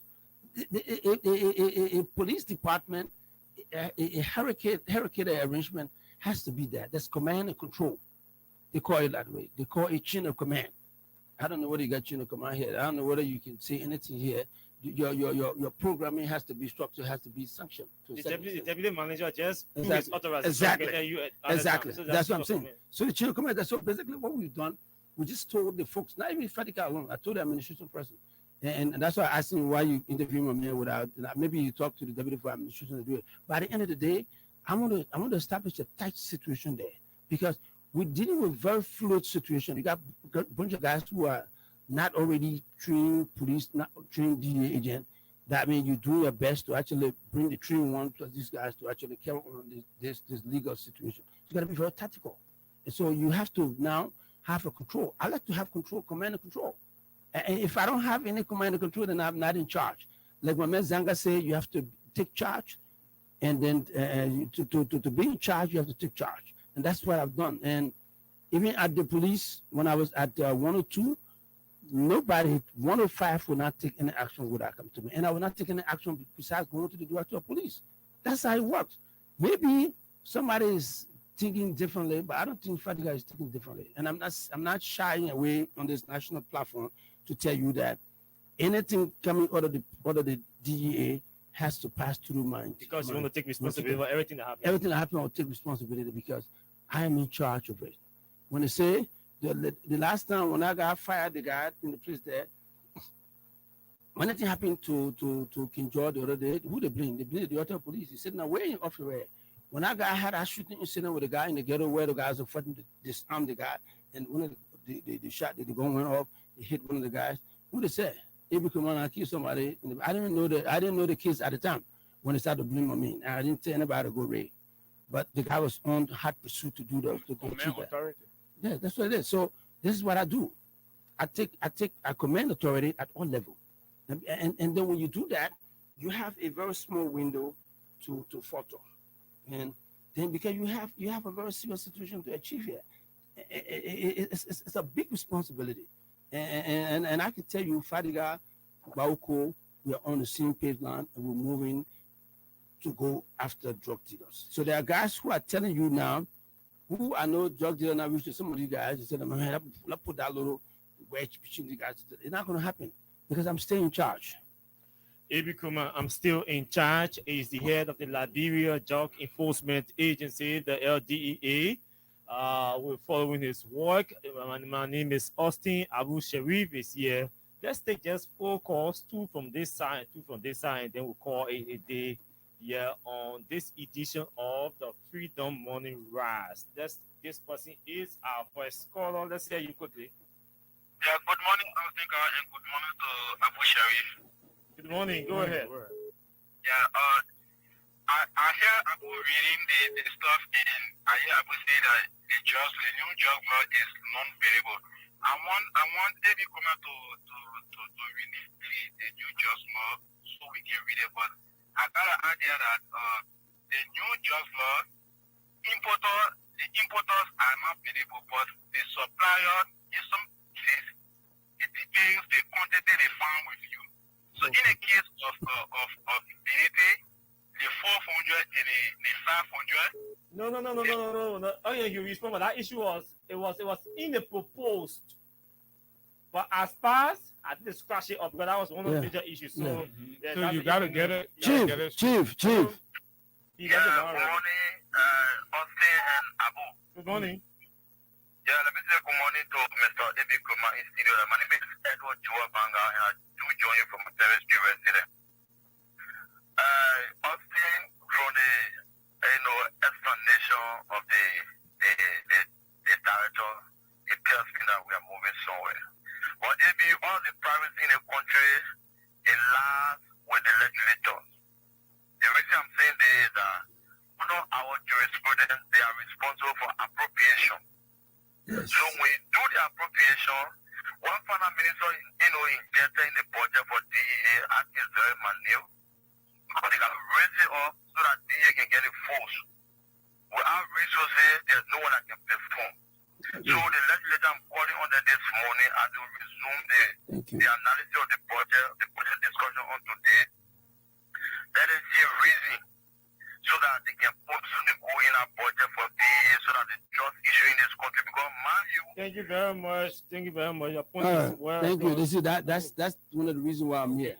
So for that guy. Let's take the last two. Let's take the last two, and then we'll be done. Hello. Good morning. Good morning. Yeah.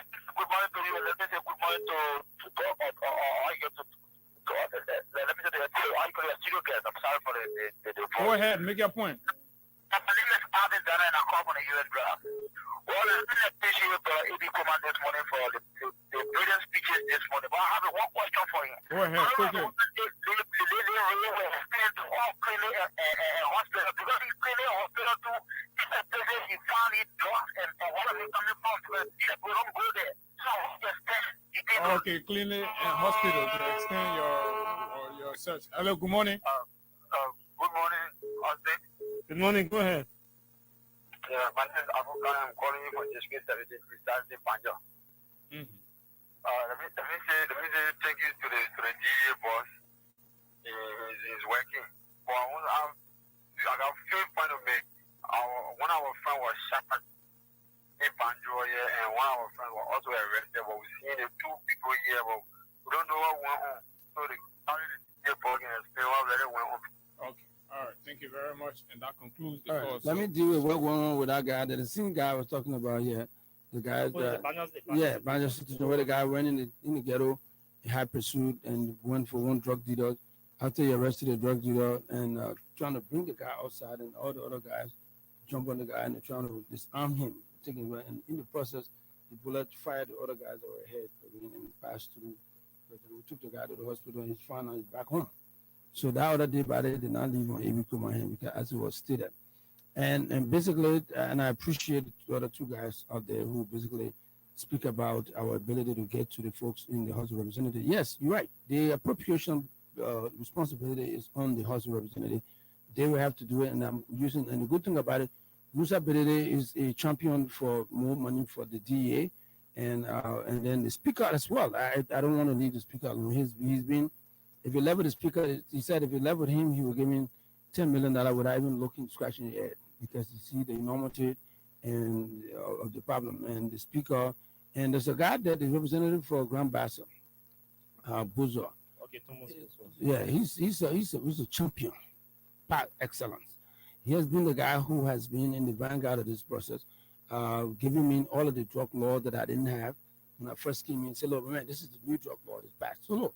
The guy with that whole issue of doing every aspect. When you have drugs in your hand, you are a criminal. When you are selling drugs, you are a criminal. The magnitude is how much criminal you are. But the crime, when the crime is placed on you, it is non-bailable, my brother. Whether you take it left, you take it right. Once you are placed in the process, you're going all out to go to jail. So stay away from drugs. Do not be caught in selling and dealing and handling drugs. It is unfortunate that most of our family members will be involved in this particular criminal act. I think it can be corrected, and then hats up to Musa Belede for having the tenacity, having the guts to actually stand up and for the right thing. Have you done your drug test? I have. I published the result. I have given it to the Ministry of State. If you want me to do one, I can do one here before you, because you know what? Yeah, you're right. What I'll do, I will ask the guys to come here and do drug tests open here. You want to do that? Have you? I'm asking you about yours. No, yeah, of course, I can publish it. All right, I can publish it, and what I will do, just by reminding me, I will get the people from the drug testing department to come and test each and every one of you guys. But do you agree it's a personal decision? It's a personal decision, but okay, so I must make the decision myself. You and I agree to do it? It has to be my decision. That's what I'm asking you. I'm asking you in the interest of the public, for you who sits on the microphone, behind the microphone, and critique the performance and the attitude of public officials. You should be one of the people, since you find yourself sitting there, you should be able to do the thing openly. Thank you, O'Connor, for your time. Okay, folks, thanks to all of you for joining us. Like I announced, today is my last edition of the show here at Freedom FM. We're bidding farewell. We're parting ways. Thanks to all of you for the support, the calls, the texts. Anyway, your mic is off. Thanks to Crime Stopper Labua for sponsoring this show. And we wish Abu all the best. Goodbye to all of you. If you see I don't keep it, I'm about to report it.